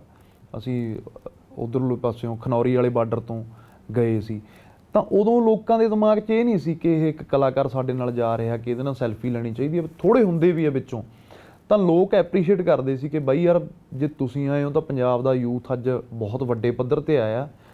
ਕਿਤੇ ਨਾ ਕਿਤੇ ਧੰਨਵਾਦ ਵੀ ਕਰਦੇ ਸੀ, ਚਲੋ ਕਰਨਾ ਤਾਂ ਨਹੀਂ ਚਾਹੀਦਾ, ਸਾਡਾ ਇਹ ਨਿੱਜੀ ਫਰਜ਼ ਹੈ, ਮੇਰੇ ਆਪ ਦੇ ਜ਼ਿੰਮੇਵਾਰੀ ਵੀ ਪੈ ਗਈ ਤੁਹਾਡੇ ਉੱਤੇ। ਹਾਂਜੀ, ਤਾਂ ਕਿਤੇ ਨਾ ਕਿਤੇ ਜਾ ਕੇ ਸਿਖਾਵਾਂ ਰਿਹਾ ਸਭ ਕੁਝ। ਜਿਵੇਂ ਹੁਣ ਬਾਰਡਰ ਦੀ ਗੱਲ ਕਰੀਏ ਤਾਂ ਲੱਖਾਂ ਦੀ ਗਿਣਤੀ 'ਚ ਉੱਥੇ ਲੋਕ ਸੀ, ਤਾਂ ਜਿੱਥੇ ਹੁਣ ਅਸੀਂ ਜਦੋਂ ਸ਼ੋਅ 'ਤੇ ਜਾਂਦੇ ਹਾਂ, ਥੋੜ੍ਹੇ ਦਿਨ ਪਹਿਲਾਂ ਮੈਂ ਤਰਨਤਾਰਨ ਇੱਕ ਪ੍ਰੋਗਰਾਮ ਲਾ ਕੇ ਆਇਆ, ਅਤੇ ਉੱਥੇ 10-12 ਹਜ਼ਾਰ ਬੰਦਾ ਸੀ, ਤਾਂ ਨਾਲ ਜਿਹੜੀ ਸਿਕਿਉਰਿਟੀ ਆ ਉਹ ਲੈ ਕੇ ਜਾਣੀ ਪੈਂਦੀ ਹੈ, ਕਿਉਂਕਿ ਨਹੀਂ ਤਾਂ ਇੰਨਾ ਇਕੱਠ ਹੋ ਜਾਂਦਾ ਕਿ ਨਹੀਂ ਨਿਕਲਿਆ ਜਾਂਦਾ ਤੁਹਾਡੇ ਤੋਂ। ਲੋਕ ਪਿਆਰ ਕਰਦੇ ਆ, ਪਰ ਧਰਨੇ ਦਾ ਇਹਦੇ ਤੋਂ ਬਿਲਕੁਲ ਉਲਟ ਸੀ। ਜਦੋਂ ਅਸੀਂ ਜਾਂਦੇ ਸੀ ਨਾ ਜੀ, ਜਦੋਂ ਤੁਹਾਨੂੰ ਚੇਤੇ ਹੋਵੇ, ਜਦੋਂ ਸਟਾਰਟਿੰਗ ਵਾਲੇ ਦਿਨਾਂ 'ਚ ਪੁਲ ਤੋਂ ਤੁਸੀਂ ਸੰਯੁਕਤ ਮੋਰਚੇ ਦੀ ਸਟੇਜ 'ਤੇ ਜਾਣਾ ਤਾਂ 2 ਘੰਟੇ ਤੁਹਾਨੂੰ ਲੱਗਦੇ ਸੀ, ਪਰ ਲੋਕ ਇੰਨਾ ਪਿਆਰ ਕਰਦੇ ਸੀ ਕਿ ਉਹਨਾਂ ਨੂੰ ਲੱਗਦਾ ਸੀ ਕਿ ਬਾਈ ਆ ਰਿਹਾ, ਆਪਣੇ ਆਪ ਹੀ ਰਾਹ ਬਣਾ ਦਿੰਦੇ ਸੀ, ਕੋਈ ਤੰਗ ਨਹੀਂ ਕਰਦਾ ਸੀ। ਈਵਨ ਕਿ ਇੱਦਾਂ ਵੀ ਹੋਇਆ ਵੀ ਸਾਡੀਆਂ 2 ਟਰਾਲੀਆਂ ਉੱਥੇ ਖੜੀਆਂ ਨੇ ਜੀ, ਜੇ ਸਾਡੀ ਟਰਾਲੀ ਤੱਕ ਮੇਰੇ ਤੋਂ ਨਹੀਂ ਪਹੁੰਚਿਆ ਗਿਆ ਤੇ ਕੋਈ ਮੰਨ ਲਓ ਮਾਝੇ ਵਾਲੇ ਆ, ਉਹ ਕਹਿੰਦੇ ਬਾਈ ਤੁਸੀਂ ਅੱਜ ਸਾਡੇ ਕੋਲ ਰਹੋ ਆ ਕੇ ਸਾਡੀ ਟਰਾਲੀ 'ਚ, ਕੋਈ ਚੱਕਰ ਨਹੀਂ, ਅਸੀਂ ਉੱਥੇ ਰਹਿ ਕੇ ਆਏ ਹਾਂ। ਕੋਈ ਸੰਗਰੂਰ ਵਾਲੇ ਮਿਲ ਗਏ, ਬਾਈ ਤੁਸੀਂ ਸਾਡੇ ਕੋਲ ਚਾਹ ਪੀ ਕੇ ਜਾਓ, ਤਾਂ ਉੱਥੇ ਚਾਹ ਪੀਂਦੇ ਪੀਂਦੇ ਲੇਟ ਹੋ ਗਏ, ਰਾਤ ਕੱਟ ਲਈ। ਮੈਨੂੰ ਇੱਕ ਵਾਰੀ ਚੇਤੇ ਹੈ, ਅਸੀਂ 4 ਵਜੇ ਗਏ ਤਾਂ ਟਰਾਲੀਆਂ ਉਹ ਹਿਸਾਬ ਨਾਲ ਲੱਗੀਆਂ ਸੀ, ਸਾਡੀ ਗੱਡੀ ਅੱਗੇ ਤੱਕ ਨਹੀਂ ਗਈ, ਅਤੇ ਅਸੀਂ ਤੜਕੇ ਦਾ ਟਾਈਮ ਸੀ, ਅਤੇ 2 ਮੁੰਡੇ ਆਏ ਕਿ ਉਹਨਾਂ ਨੇ ਦੇਖਿਆ ਕਿ ਬਾਈ ਆਇਆ, ਉਹਨਾਂ ਨੇ ਉਦੋਂ ਹੀ ਉਹ ਆਪਦੇ ਜਿਹੜੇ ਬੰਦੇ ਬੈਠੇ ਸੀ ਟਰਾਲੀ 'ਚ ਉਹਨਾਂ ਨੂੰ ਠਾਲਿਆ ਕਿ ਬਾਈ ਆ ਗਿਆ। ਹੁਣ ਮੈਂ ਤਾਂ ਠਾਲਣਾ ਚਾਹੁੰਦਾ ਨਹੀਂ ਸੀ, ਤੁਸੀਂ ਦੇਖੋ ਭਾਵਨਾ, ਕਿ ਉਹ ਟਰਾਲੀ ਦੇ ਥੱਲੇ ਪਏ, ਗੱਦੇ ਲਾ ਕੇ ਥੱਲੇ, ਮੋਟੇ ਕੰਬਲ ਸੀ, ਠੰਡ ਦਾ ਟਾਈਮ ਸੀ, ਉਹ ਥੱਲੇ ਪਏ, ਅਤੇ ਉਹਨਾਂ ਨੇ ਮੈਨੂੰ ਵਿੱਚ ਪਾਇਆ, ਅਤੇ ਮੇਰਾ ਇੱਕ ਦੋਸਤ ਸੀ ਉਹਨੂੰ ਨਾਲ ਪਾਤਾ, ਉਹ ਡਾਲੇ 'ਤੇ ਪੈ ਗਿਆ, ਅਤੇ ਕਿਉਂਕਿ 4-5 ਬੰਦੇ ਆਲਰੇਡੀ ਪਹਿਲਾਂ ਪਏ ਸੀ। ਤਾਂ ਕਿਤੇ ਨਾ ਕਿਤੇ ਜਾ ਕੇ ਸਮਾਜਿਕ ਪਰਿਵਰਤਨ ਇਸ ਧਰਨੇ ਨੇ ਯੂਥ ਨੂੰ ਵੀ ਬਹੁਤ ਜ਼ਿਆਦਾ ਬਦਲਿਆ। ਇੱਕ ਤਾਂ ਭਾਈਚਾਰਕ ਸਾਂਝ ਬਹੁਤ ਵਧੀਆ, ਇੱਕ ਇੱਜ਼ਤ ਇੱਕ ਦੂਜੇ ਪ੍ਰਤੀ ਬਹੁਤ ਵਧੀਆ। ਹਰਿਆਣੇ ਵਾਲੇ, ਜੇ ਮੈਂ ਹੁਣ ਹਰਿਆਣੇ ਵਾਲੇ ਦੀ ਗੱਲ ਕਰਾਂ, ਉਹ ਬਹੁਤ ਪਿਆਰ ਕਰਦੇ ਆ। ਸੋ ਸਾਰਿਆਂ ਨੇ ਇਹ ਸਾਥ ਹੀ ਦਿੱਤਾ ਹੈ ਕਿ ਯਾਰ ਸਾਡਾ ਮੁੱਦਾ ਇਹ ਵੱਡਾ ਹੈ ਸਾਰੀਆਂ ਚੀਜ਼ਾਂ ਨਾਲੋਂ। ਜਿਵੇਂ ਆਰਟਿਸਟਾਂ ਤਾਂ ਇਹ ਛੋਟੀ ਗੱਲ ਆ, ਮੈਂ ਕਿਸਾਨ ਆ, ਇੱਥੇ ਸਾਰੇ ਕਿਸਾਨ ਆ, ਸਾਡਾ ਮੁੱਦਾ ਵੱਡਾ ਹੈ, ਅਸੀਂ ਆਪਦੇ ਮੁੱਦੇ ਵੱਲ ਨੂੰ ਵਧਣਾ ਹੈ, ਅੱਗੇ ਲੈ ਕੇ ਇਕੱਠ ਨੂੰ, ਨਾ ਕਿ ਅਸੀਂ ਇਹਨਾਂ ਅੱਜ ਚੱਕਰਾਂ 'ਚ ਪੈਣਾ ਕਿ ਇੱਕ ਆਰਟਿਸਟ ਆਇਆ ਇਹਨੂੰ ਉੱਦਾਂ ਦਾ ਮਾਹੌਲ ਚਾਹੀਦਾ। ਪਰ ਫਿਰ ਵੀ ਯੂਜ਼ ਟੂ ਸੀ, ਕਿਉਂਕਿ ਪਹਿਲਾਂ ਪਿੰਡਾਂ 'ਚੋਂ ਉਸ ਹਿਸਾਬ ਨਾਲ ਸਭਾ 'ਤੇ ਜਾਣਾ, ਉੱਥੇ ਵੀ ਉਹੀ ਮਾਹੌਲ ਹੁੰਦਾ ਸੀ। ਜੇ ਪਾਣੀ ਲਾਉਣਾ ਰਾਤ ਨੂੰ ਤਾਂ ਵੀ ਸਾਰੀ ਦਿਹਾੜੀ ਤੁਸੀਂ ਸਾਰੀ ਰਾਤ ਵੱਟ 'ਤੇ ਬਹਿ ਕੇ ਜਾਂ ਮੋਟਰ 'ਤੇ ਬਹਿ ਕੇ ਕੱਢਣੀ ਆ। ਤਾਂ ਇਹਨਾਂ ਚੀਜ਼ਾਂ 'ਚ ਯੂਜ਼ ਟੂ ਸੀਗੇ ਸ਼ੁਰੂ ਤੋਂ। ਬਚਪਨ ਬੜਾ ਸਿੰਪਲ ਸੀ, ਉਹ ਕੰਮ ਆਇਆ। ਹਾਂ, ਉਹ ਜਿਹੜਾ ਬਚਪਨ ਦੇ ਵਿੱਚ ਖੇਤਾਂ ਦੇ ਵਿੱਚ ਹੰਢਾਇਆ ਜਾਂ ਮੋਟਰਾਂ ਦੇ ਵਿੱਚ ਹੰਢਾਇਆ, ਰਾਤ ਨੂੰ ਹੜੰਬਾ ਚੱਲਣਾ, ਉਹ ਚੀਜ਼ਾਂ ਇੱਥੇ ਆ ਕੇ ਕੰਮ ਆਈਆਂ। ਉਹਨੇ ਕੋਈ ਤੰਗੀ ਨਹੀਂ ਆਉਣ ਦਿੱਤੀ ਹੈਗੀ। ਮੈਨੂੰ ਲੱਗਦਾ ਇੱਥੇ ਤਾਂ ਉਹ ਖੇਤਾਂ ਵਾਲਾ ਮਾਹੌਲ ਥੋੜ੍ਹਾ ਜਿਹਾ ਫਿਰ ਵੀ ਡਿਫਰੈਂਟ ਸੀ, ਔਖਾ ਸੀ। ਇੱਥੇ ਤਾਂ ਅਸੀਂ ਹੁਣ ਦੇਖੋ ਗਰਮੀ ਆ, ਸਾਡੇ ਟਰਾਲੀ ਦੇ ਵਿੱਚ AC ਹੈ, ਤਾਂ ਜਦੋਂ ਇੱਕ ਵਾਰੀ ਟਰਾਲੀ 'ਚ ਪਹੁੰਚ ਜਾਂਦੇ ਆ ਤਾਂ ਮੁੜ ਕੇ ਫੀਲ ਹੀ ਨਹੀਂ ਆਉਂਦਾ ਵੀ ਅਸੀਂ ਕਿਤੇ ਕੋਈ ਬਾਹਰ ਬੈਠੇ ਹਾਂ। ਜੇ ਸਿਆਲ ਵੀ ਸੀ ਤਾਂ ਗੱਦੇ ਆ, ਉੱਤੇ ਰਜਾਈਆਂ ਨੇ। ਤਾਂ ਉਹ ਧਰਨੇ ਨੂੰ ਵੀ ਐਸੇ ਮਾਹੌਲ 'ਚ ਉਹ ਲੋਕ ਕਿਸਾਨ ਭਾਈਚਾਰਾ ਲੈ ਗਿਆ ਕਿ ਜੇ ਹੁਣ ਉੱਥੋਂ 8 ਮਹੀਨੇ ਤੋਂ ਲੋਕ ਰਹਿ ਰਹੇ ਆ, ਹੁਣ ਬਰਸਾਤਾਂ ਆਈਆਂ, ਪ੍ਰੋਬਲਮ ਤਾਂ ਹੈਗੀ ਆ। ਦੇਖੋ ਘਰ ਵਰਗੀ ਤਾਂ ਰੀਸ ਕਿਤੇ ਵੀ ਨਹੀਂ ਹੈਗੀ, ਹੈਗੀਆਂ ਤਾਂ ਸੜਕਾਂ ਹੀ ਨੇ। End of the day create ਅਸੀਂ ਆਪ ਕੀਤਾ ਸਭ ਕੁਝ, AC ਵੀ ਲਾਏ ਆ, ਚਾਹੇ ਪਾਰਕ ਵੀ ਬਣਾਏ ਆ, ਸੱਥਾਂ ਵੀ ਬਣਾਈਆਂ ਨੇ, ਲਾਇਬ੍ਰੇਰੀਆਂ ਵੀ ਬਣਾਈਆਂ ਤੁਸੀਂ ਨੇ। ਤਾਂ ਆਪਣੇ ਗਾਣਿਆਂ ਵਿੱਚ ਬੜੀ ਸੋਹਣੀ ਤਰ੍ਹਾਂ ਕਿਹਾ ਕਿ ਅਸੀਂ ਪੀਜ਼ੇ ਦੇ ਲੰਗਰ ਵੀ ਲਾ ਲਾਂਗੇ, ਅਸੀਂ ਹਰ ਚੀਜ਼ ਕਰ ਲਾਂਗੇ। ਸੋ ਸਰਕਾਰ ਨੂੰ ਜਿਹੜਾ ਵੀ ਜਵਾਬ ਦਿੱਤਾ ਤੁਸੀਂ ਗਾਣਿਆਂ ਬੜੀ ਖੂਬੀ ਨਾਲ ਦਿੱਤਾ ਹੈਗਾ। ਤਾਂ ਪਹਿਲਾਂ ਤਾਂ ਮੈਨੂੰ ਲੱਗਦਾ ਵੀ ਜਿਹੜਾ ਮੇਰਾ ਪ੍ਰੋਫੈਸ਼ਨ ਸੀ ਉਹ ਗਾਇਕੀ ਹੀ ਸੀ। ਕਿਸਾਨ ਵੀ ਆ ਮੈਂ, ਤਾਂ ਥੱਲੇ ਵੀ ਗਿਆ, ਗਰਾਊਂਡ ਤੇ ਵੀ ਗਿਆ, ਪਰ ਇਹ ਗੱਲ ਮੈਨੂੰ ਲੱਗਦਾ ਪੂਰੀ ਦੁਨੀਆ ਦੇ ਵਿੱਚ ਪਹੁੰਚਦੀ ਹੈ ਕਿ ਜਦੋਂ ਮੈਂ ਇੱਕ ਗਾਣੇ ਦੇ ਰਾਹੀਂ ਇੱਕ ਸੁਨੇਹਾ ਦਿੰਦਾ ਗੌਰਮੈਂਟ ਨੂੰ ਜਾਂ ਚੈਲੰਜ ਕਰਦਾ ਕਿ ਅਸੀਂ ਕੁਝ ਵੀ ਕਰਨ ਲਈ ਤਿਆਰ ਹਾਂ, ਪਰ ਅਸੀਂ ਇਹ ਖੇਤ ਨਹੀਂ ਛੱਡਾਂਗੇ।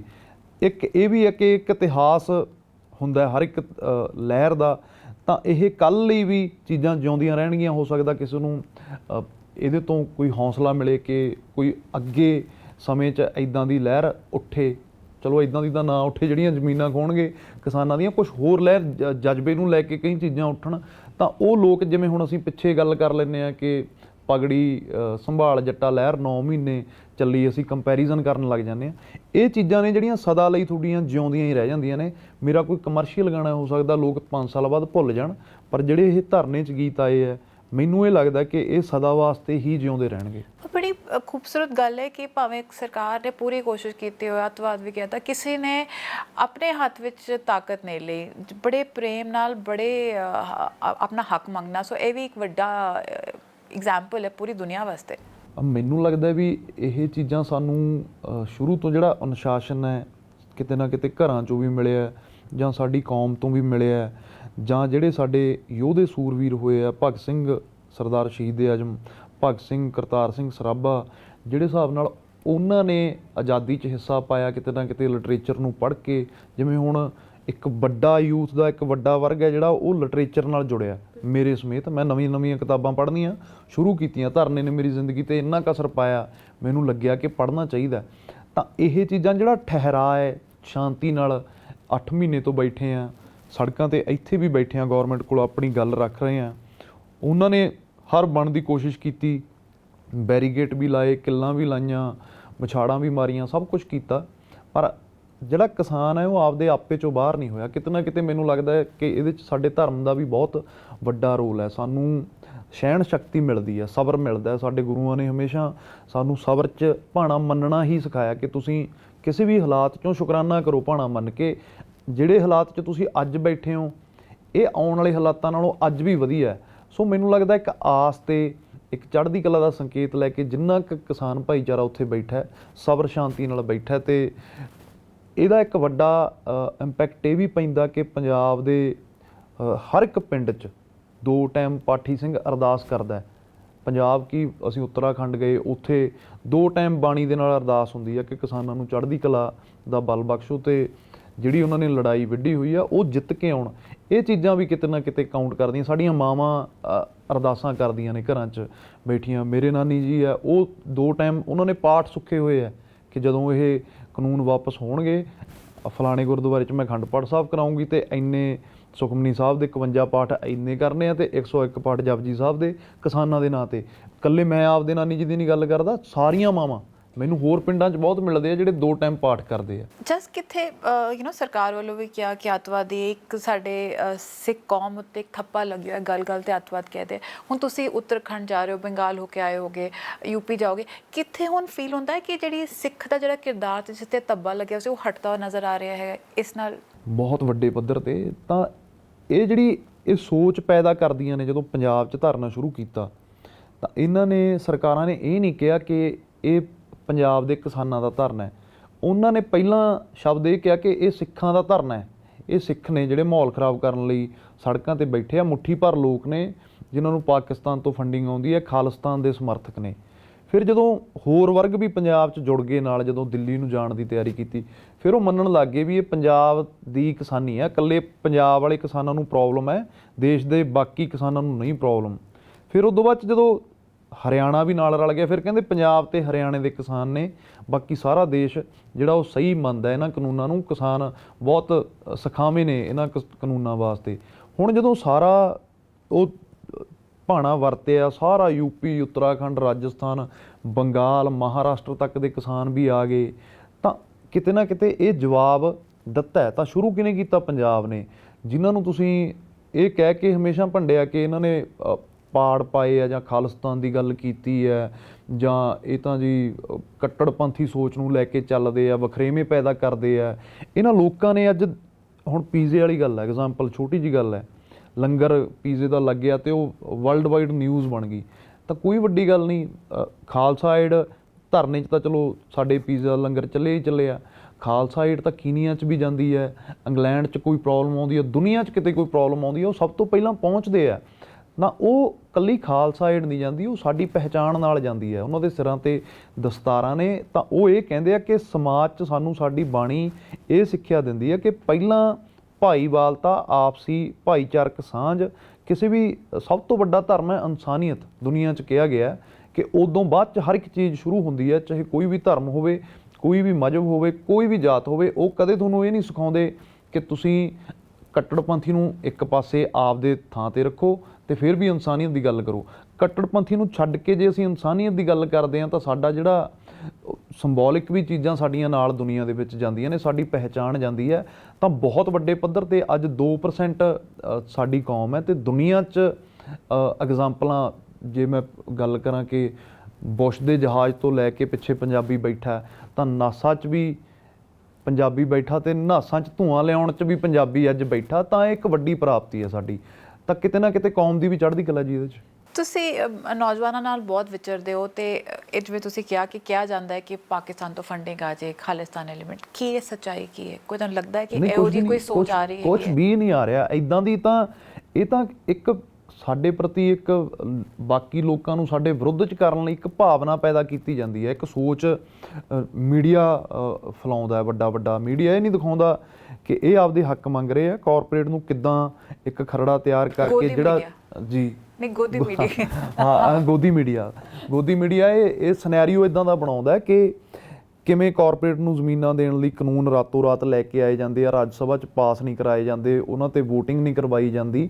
ਤਾਂ ਕਿਤੇ ਨਾ ਕਿਤੇ ਜਾ ਕੇ ਸਿਨੈਰੀਓ ਹੈ ਜਿਹੜਾ ਸਾਰਾ ਇਹ ਇਹਨਾਂ ਮੀਡੀਆ, ਗੋਦੀ ਮੀਡੀਆ ਵੱਲੋਂ ਪੇਸ਼ ਕੀਤਾ ਜਾਂਦਾ। ਪਰ ਫਿਰ ਵੀ ਜਿਹੜਾ ਕਿਸਾਨ ਹੈ ਉਹ ਆਪਦੀ ਲੜਾਈ ਬਹੁਤ ਸਬਰ ਨਾਲ ਰਹਿ ਕੇ ਲੜ ਰਿਹਾ ਅਤੇ ਲੋਕਾਂ ਨੂੰ ਦੱਸ ਰਿਹਾ ਕਿ ਕੋਈ ਗੱਲ ਨਹੀਂ, ਜੇ ਤੁਸੀਂ ਸਾਨੂੰ ਖਾਲਿਸਤਾਨੀ ਕਹਿੰਦੇ ਹੋ, ਭਾਵੇਂ ਜੋ ਕੁਛ ਮਰਜ਼ੀ ਕਹਿ ਲਓ, ਜਿਹੜਾ ਐਂਡ ਆਫ ਦਾ ਰਿਜ਼ਲਟ ਹੋਊਗਾ ਉਹ ਸਾਡੀ ਆ ਕੇ ਗੱਲ ਖੇਤੀ ਕਾਨੂੰਨਾਂ 'ਤੇ ਹੀ ਮੁੱਕਣੀ ਹੈ। ਪਹਿਲਾਂ ਖਾਲਿਸਤਾਨੀ ਸ਼ੁਰੂ 'ਚ ਕਹਿ ਲਿਆ, ਕਹਿਣ ਨਾਲ ਕੀ ਹੋ ਗਿਆ? ਹੋਇਆ ਤਾਂ ਨਹੀਂ ਨਾ। ਅੱਜ ਜੇ ਖਾਲਿਸਤਾਨੀ ਸੀ ਫਿਰ ਸਾਡੇ ਨਾਲ 11 ਵਾਰੀ ਮੀਟਿੰਗਾਂ ਕਿਉਂ ਕੀਤੀਆਂ? ਸਾਨੂੰ ਇਹ ਕਿਉਂ ਕਿਹਾ ਕਿ ਸੋਧਾਂ ਕਰ ਲੈਂਦੇ ਆ? ਸਾਨੂੰ ਇਹ ਕਿਉਂ ਕਿਹਾ ਜਾਂਦਾ ਕਿ 3 ਸਾਲ ਲਈ ਸਸਪੈਂਡ ਕਰ ਦਿੰਦੇ ਆ? ਫਿਰ ਤਾਂ ਮੁੱਦਾ ਹੀ ਹੋਰ ਹੋ ਜਾਣਾ ਸੀ।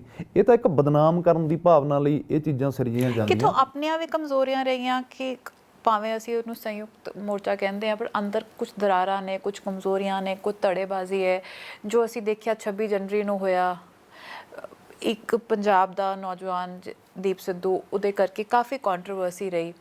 ਲੱਖਾ ਤੇ ਦੀਪ ਦੀ ਆਪਣੀ ਇੱਕ ਹੋਰ ਚੱਲਦੀ ਰਹੀ। ਦੀਪ ਨੇ ਹੁਣੇ ਕਿਹਾ ਤਾਂ ਵੀ ਜੇ ਲੱਖੇ ਨੂੰ ਮਿਲ ਸਕਦੀ ਹੈ ਬੇਲ, ਮੈਨੂੰ ਕਿਉਂ ਨਹੀਂ ਦਿੱਤੀ? ਸੋ ਕਾਫੀ ਚੀਜ਼ਾਂ ਅੰਦਰੋਂ ਰਹਿੰਦੀਆਂ ਰਹੀਆਂ। ਇਹਦੇ ਬਾਰੇ ਤੁਸੀਂ ਕੀ ਕਹਿੰਦੇ ਹੋ ਸਕਦਾ ਮੈਂ ਮੰਨਦਾ ਕਿ ਜਦੋਂ ਐਡੀਆਂ ਵੱਡੀਆਂ ਲਹਿਰਾਂ ਚੱਲਦੀਆਂ ਨੇ ਜਾਂ ਇੰਨੇ ਵਿਚਾਰਧਾਰਾ ਦੇ ਲੋਕ, ਲੈਫਟ ਵਾਲੇ ਵੀ ਆ, ਉਹ 'ਚ ਰਾਈਟ ਵਾਲੇ ਵੀ ਆ, ਸਿਆਸਤ ਵਾਲੇ ਵੀ ਆ, ਸਾਰੇ ਹੀ ਆ ਉਹਦੇ 'ਚ, ਜਥੇਬੰਦੀਆਂ ਵੀ ਨੇ, ਤਾਂ ਉਹਨਾਂ ਕੋਲ ਇੱਕ ਲੰਬਾ ਤਜਰਬਾ ਹੈ ਖੇਤੀ ਦੀ ਲੜਾਈ। ਇਕੱਲੇ ਮੈਂ ਕਹਿੰਦਾ ਪੰਜਾਬ ਦੀਆਂ 32 ਨੇ, ਨਾਲ ਹਰਿਆਣਾ, ਪੂਰੇ ਭਾਰਤ ਦੀਆਂ 500-550 ਜਥੇਬੰਦੀ ਹੈ। ਤਾਂ ਕਿਤੇ ਨਾ ਕਿਤੇ ਉਤਰਾਅ ਚੜ੍ਹਾਅ ਜ਼ਰੂਰ ਆਉਂਦੇ ਆ। ਫਿਰ ਗੌਰਮੈਂਟ ਦੀਆਂ ਵੀ ਬਹੁਤ ਕੋਸ਼ਿਸ਼ਾਂ ਹੁੰਦੀਆਂ ਨੇ ਕਿ ਕਿਵੇਂ ਨਾ ਕਿਵੇਂ ਕਰਕੇ ਦੱਬਿਆ ਜਾਵੇ। ਜੇ ਆਪਸ 'ਚ ਲੜ ਪੈਣ ਤਾਂ ਫਿਰ ਉਹਨਾਂ ਦਾ ਤਾਂ ਕੰਮ ਸਭ ਤੋਂ ਹੀ ਸੌਖਾ ਹੈ। ਪਰ ਜਿਹੜਾ ਮੰਨਦੇ ਆ ਕਿ ਵਿਚਾਰਧਾਰਾ ਬਹੁਤ ਅਲੱਗ-ਅਲੱਗ ਹੋ ਸਕਦੀਆਂ ਨੇ, ਪਰ ਇੱਕ ਮੁੱਦੇ 'ਤੇ ਆ ਕੇ ਸਭ ਦੀ ਜਿਹੜੀ ਵਿਚਾਰਧਾਰਾ ਹੈ ਉਹ ਇੱਕ ਹੋਈ ਹੈ ਕਿ ਸਾਡਾ ਪਹਿਲਾ ਮੋਟਿਵ ਇਹੀ ਹੈ ਕਿ ਅਸੀਂ ਇਹਨਾਂ ਕਾਨੂੰਨਾਂ ਨੂੰ ਰੱਦ ਕਰਾ ਕੇ ਅਗਲੀ ਗੱਲ ਕਰਾਂਗੇ। ਪਹਿਲਾ ਸਾਡਾ ਫੰਡਾ ਇਹ ਹੈ, ਪੰਜਾਬ ਦੇ 150 ਮਸਲੇ ਹੋਣਗੇ, ਪਾਣੀਆਂ ਦਾ, ਖੇਤੀਬਾੜੀ ਦਾ ਵੀ ਮਸਲਾ ਲੈ ਲਓ, ਕਿ ਕਾਨੂੰਨਾਂ ਤੋਂ ਪਹਿਲਾਂ ਵੀ ਕੋਈ ਜ਼ਿਮੀਂਦਾਰ ਦੀ ਲਾਈਫ ਹੈ ਜਿਹੜੀ ਉਹ ਸੁਖਾਲੀ ਨਹੀਂ ਹੈਗੀ, ਕੋਈ ਉਹਨੂੰ ਪ੍ਰੋਫਿਟ ਨਹੀਂ। ਖੁਦਕੁਸ਼ੀਆਂ ਇਸ ਮਾਡਲ 'ਚ ਬਹੁਤ ਨੇ, ਪਰ ਉਹ ਆਲਰੇਡੀ ਹੈਗੀਆਂ ਨੇ। ਜ਼ਮੀਨ ਕਰਕੇ ਖੁਦਕੁਸ਼ੀਆਂ ਨੇ। ਜੇ ਜ਼ਮੀਨ ਸਾਡੇ ਕੋਲ ਹੈਗੀ ਆ, ਸਾਨੂੰ ਉਹਦੇ 'ਚੋਂ ਪ੍ਰੋਫਿਟ ਨਹੀਂ ਹੈਗਾ। ਹੁਣ ਗੱਲ ਖੇਤੀ ਦੀ ਨਹੀਂ ਹੋ ਰਹੀ, ਹੁਣ ਗੱਲ ਖੇਤਾਂ ਦੀ ਹੋ ਰਹੀ ਹੈ। ਜੇ ਖੇਤ ਹੀ ਨਹੀਂ ਰਹਿਣਗੇ ਤਾਂ ਪਿੱਛੇ ਕੁਝ ਵੀ ਨਹੀਂ ਬਚੂਗਾ। ਸੋ ਪਹਿਲਾ ਮੁੱਦਾ ਖੇਤਾਂ ਦਾ, ਕਿ ਖੇਤਾਂ ਨੂੰ ਬਚਾਈਏ। ਬਾਕੀ ਚੀਜ਼ਾਂ ਹੁਣ ਲੋਕਾਂ 'ਚ ਅਵੇਅਰਨੈਸ ਆਈ ਹੈ, ਹੌਲੀ ਹੌਲੀ ਬਦਲਣ ਲੱਗ ਗਈਆਂ। ਲੀਡਰਾਂ ਨੂੰ ਦੇਖੋ ਪਿੰਡਾਂ 'ਚ ਕਿਵੇਂ ਸਵਾਲ ਕੀਤੇ ਜਾਂਦੇ ਆ, ਕਿੰਨਾ ਬਾਈਕਾਟ ਹੋ ਰਿਹਾ। ਸੰਸਦ, ਇੱਕ ਪੈਰਲਲ ਸੰਸਦ ਚੱਲ ਰਹੀ ਹੈ ਕਿਸਾਨਾਂ ਦੀ, ਉੱਥੇ ਬੀਬੀਆਂ ਵੀ ਨੇ, ਬਹੁਤ ਕੁਝ ਬਦਲਿਆ। ਤਾਂ ਥੋੜ੍ਹੀ ਬਹੁਤੀ ਕਿਤੇ ਨਾ ਕਿਤੇ ਮੈਨੂੰ ਲੱਗਦਾ ਕਿ ਜਥੇਬੰਦੀਆਂ ਵਾਲਿਆਂ 'ਚ ਇਹ ਰਿਹਾ ਕਿ ਸਾਡੇ ਕੋਲ ਤਜਰਬਾ ਬਹੁਤ ਹੈ, ਯੂਥ 'ਚ ਇਹ ਰਿਹਾ ਕਿ ਸਾਡੇ 'ਚ એનર્ਜੀ ਬਹੁਤ ਹੈ, ਕਿਉਂਕਿ ਉਹਨਾਂ ਨੇ ਪ੍ਰੂਫ ਕੀਤਾ। ਹੁਣ ਦੋਵਾਂ ਨੇ ਪ੍ਰੂਫ ਕੀਤਾ, ਉਹ ਲੰਬੀ ਲੜਾਈ ਲੜਦੇ ਆ। ਤਾਲਮੇਲ ਕਿਤੇ ਨਾ ਕਿਤੇ ਜਾ ਕੇ ਮੈਨੂੰ ਲੱਗਦਾ ਕਿ ਜਿੰਨਾ ਬੈਠਣਾ ਚਾਹੀਦਾ ਸੀ ਉਹਨਾਂ ਨਹੀਂ ਬੈਠ ਸਕਿਆ, ਪਰ ਨਾ ਬੈਠ ਸਕਣ ਕਰਕੇ ਵੀ ਕੋਈ ਵੱਡੀ ਆਪਾਂ ਕਹਿ ਦਈਏ ਵੀ ਪ੍ਰੋਬਲਮ ਕ੍ਰੀਏਟ ਹੋ ਗਈ ਕਿ ਜਮਾਂ ਅਸੀਂ ਖਤਮ ਹੀ ਹੋ ਗਏ, ਧਰਨਾ ਹੀ ਖਤਮ ਹੋ ਗਿਆ, ਇੱਦਾਂ ਦਾ ਕੁਝ ਨਹੀਂ ਹੈ। ਪਰ ਤੁਸੀਂ ਵੀ ਤਾਂ ਨੌਜਵਾਨ ਹੋ, ਜੋਸ਼ ਤੁਹਾਡੇ ਵਿੱਚ ਹੈ, ਤੁਸੀਂ ਕਿੱਦਾਂ ਜਥੇਬੰਦੀਆਂ ਨੂੰ ਬਿਲਕੁਲ ਮੰਨ ਲਿਆ, ਤੁਸੀਂ ਬਿਲਕੁਲ ਬਗਾਵਤ ਨਹੀਂ ਕੀਤੀ, ਜਿਵੇਂ ਉਹ ਕਹਿੰਦੇ ਤੁਸੀਂ ਉਹਨਾਂ ਦੇ ਨਾਲ ਰਹਿੰਦੇ ਹੈਗੇ? ਦੇਖੋ ਮੈਂ ਤੁਹਾਨੂੰ ਦੱਸਦਾ, ਥੋੜ੍ਹੇ ਦਿਨ ਪਹਿਲਾਂ ਰਾਜੇਵਾਲ ਸਾਹਿਬ ਚੰਡੀਗੜ੍ਹ ਆਏ, ਸਾਡਾ ਕਿਸੇ ਗੱਲ 'ਤੇ ਮਾਨ ਮਟਾਵ ਹੋ ਗਿਆ। ਮੈਂ ਉਹਨਾਂ ਕੋਲ ਗਿਆ ਅਤੇ ਮੈਂ ਕਿਹਾ ਜੀ ਤੁਹਾਡੇ ਤੱਕ ਕਿਸੇ ਨੇ ਕੋਈ ਗਲਤ ਇਨਫੋਰਮੇਸ਼ਨ ਪਹੁੰਚਾਈ ਹੈ, ਵੀ ਮੇਰੀ ਉਹ ਭਾਵਨਾ ਨਹੀਂ ਸੀ ਜਿਹੜੀ ਇਨਫੋਰਮੇਸ਼ਨ ਤੁਹਾਡੇ ਤੱਕ ਪਹੁੰਚੀ ਹੈ। ਤਾਂ ਉੱਥੇ ਮੀਡੀਆ ਵੀ ਸੀ ਅਤੇ ਉਹਨਾਂ ਕੋਲ ਟਾਈਮ ਘੱਟ ਸੀ, ਉਹ ਉੱਥੋਂ ਬਿਨਾਂ ਮੇਰੀਆਂ ਸਵਾਲਾਂ ਦਾ ਜਵਾਬ ਦੇ ਕੇ ਚਲੇ ਗਏ। ਤਾਂ ਇਹ ਨਹੀਂ ਹੈਗਾ ਕਿ ਮੈਂ ਉਹਨਾਂ ਦੀ ਵਿਰੋਧਤਾ ਕਰਤੀ, ਮੈਂ ਬਗਾਵਤ ਕਰਤੀ। 1-2 ਮਿੰਟ ਲਈ ਮੈਂ ਵੀ ਹੁਣ ਨੌਜਵਾਨ ਆ, ਮੈਨੂੰ ਵੀ ਲੱਗਿਆ ਯਾਰ ਮੇਰੀ ਗੱਲ ਤਾਂ ਸੁਣਨੀ ਚਾਹੀਦੀ ਸੀ ਨਾ, ਸਾਡੇ ਆਗੂ ਨੇ, ਜੇ ਇਹ ਨਹੀਂ ਸੁਣਨਗੇ ਤਾਂ ਹੋਰ ਕੌਣ ਸੁਣੂਗਾ। ਪਰ ਖੂਬਸੂਰਤੀ ਇਸ ਧਰਨੇ ਦੀ ਇਹ ਹੈ ਕਿ 10 ਦਿਨਾਂ ਬਾਅਦ ਜਾ ਕੇ ਅਸੀਂ ਇੱਕ ਸੱਥ 'ਚ ਬੈਠੇ ਹਾਂ ਅਤੇ ਮੈਂ ਰਾਜੇਵਾਲ ਸਾਹਿਬ ਨੂੰ ਲੋਕਾਂ ਦੇ ਸਵਾਲ ਲੈ ਕੇ ਦੇ ਰਿਹਾ ਕਿ ਰਾਜੇਵਾਲ ਸਾਹਿਬ ਇਹ ਕਾਨੂੰਨਾਂ ਨੂੰ ਲੈ ਕੇ ਆਉਣ ਵਾਲਾ ਕੌਣ ਹੈ, ਅਤੇ ਉਹ ਬੜੇ ਸਖਾਵੇਂ ਤਰੀਕੇ ਨਾਲ ਉਹਦਾ ਜਵਾਬ ਦੇ ਰਹੇ ਆ। ਇਹ ਕਿਉਂ ਹੋਇਆ ਇੱਦਾਂ? ਕਿਉਂਕਿ ਹਰ ਇੱਕ ਚੀਜ਼ ਦਾ ਹੱਲ ਹੈ ਜਿਹੜਾ ਬਹਿ ਕੇ ਮਸਲੇ ਦਾ ਹੋ ਜਾਂਦਾ ਹੈ। ਖਿਲਾਫਤ ਕਰਨਾ ਜਾਂ ਬਗਾਵਤ ਕਰਨਾ ਐਡੇ ਸੰਘਰਸ਼ ਦੇ ਵਿੱਚ, ਐਡੀ ਲਹਿਰ ਦੇ ਵਿੱਚ ਮੈਨੂੰ ਨਹੀਂ ਲੱਗਦਾ ਕਿ ਸਹੀ ਹੁੰਦਾ। ਐਂਡ ਆਫ ਦਾ ਡੇ ਹੁਣ ਚੱਲਦੀ ਲੜਾਈ ਦੇ ਵਿੱਚ ਤਾਂ ਅਸੀਂ ਆਪਦੇ ਜਰਨੈਲ ਬਦਲ ਨਹੀਂ ਸਕਦੇ। ਮੰਨ ਲਓ 1% ਮੰਨ ਹੀ ਲਓ, ਵੈਸੇ ਤਾਂ ਬੜੇ ਸੂਝਵਾਨ ਨੇ, ਬਹੁਤ ਤਜਰਬਾ ਹੈ, ਪਰ ਇੱਕ ਵਾਰੀ ਮੰਨ ਲਓ ਕਿ ਬਹੁਤ ਮਾੜੇ ਹੈ। ਜੇ ਅਸੀਂ ਅੱਜ ਉਹਨਾਂ ਨੂੰ ਬਦਲਾਂਗੇ ਤਾਂ ਸਾਡਾ ਅੱਧਾ ਯੁੱਧ ਤਾਂ ਅਸੀਂ ਪਹਿਲਾਂ ਹੀ ਹਾਰ ਗਏ। ਤਾਂ ਸਾਨੂੰ ਕੌਣ ਮੀਟਿੰਗਾਂ 'ਤੇ ਬੁਲਾਊਗਾ, ਕੌਣ ਸਾਡੇ ਨਾਲ ਗੱਲ ਕਰੂਗਾ? ਇਹ ਕਹਿਣਗੇ ਕਿ ਤੁਸੀਂ ਡਿਸਾਈਡ ਕਰੋ ਕਿ ਤੁਹਾਡੇ ਆਗੂ ਕੌਣ ਨੇ। ਜਦੋਂ ਅਗਲੀ ਵਾਰੀ ਮੀਟਿੰਗਾਂ ਅਸੀਂ ਬੁਲਾ ਲਈਏ ਕਰਨ ਲਈ ਅਤੇ ਤੁਸੀਂ ਉਹਨਾਂ ਨੂੰ ਫਿਰ ਬਦਲ ਦਿਓ। ਸੋ ਆਗੂ ਸਾਡੇ ਇਹੀ ਰਹਿਣਗੇ, ਇਹਨਾਂ ਕੋਲ ਤਜਰਬਾ ਵੀ ਹੈ, ਇਹਨਾਂ ਕੋਲ ਸਮਝ ਵੀ ਆ, ਸਭ ਕੁਛ ਹੈ। ਜਿਹੜੇ ਸਾਡਾ ਕੰਮ ਕਰਨ ਦਾ ਤਰੀਕਾ ਥੋੜ੍ਹਾ ਜਿਹਾ ਜੋਸ਼ ਵਾਲਾ, ਗਰਮਜੋਸ਼ੀ ਵਾਲਾ, ਕਿ ਸਟੈਪ ਲੈਣਾ ਚਾਹੀਦਾ, ਉਹ ਟਾਈਮ 'ਤੇ ਅਸੀਂ ਇਹਨਾਂ ਨੂੰ ਜਾ ਕੇ ਕਹਿੰਦੇ ਰਹਿੰਦੇ ਹਾਂ ਕਿ ਤੁਹਾਨੂੰ ਲੈਣਾ ਚਾਹੀਦਾ।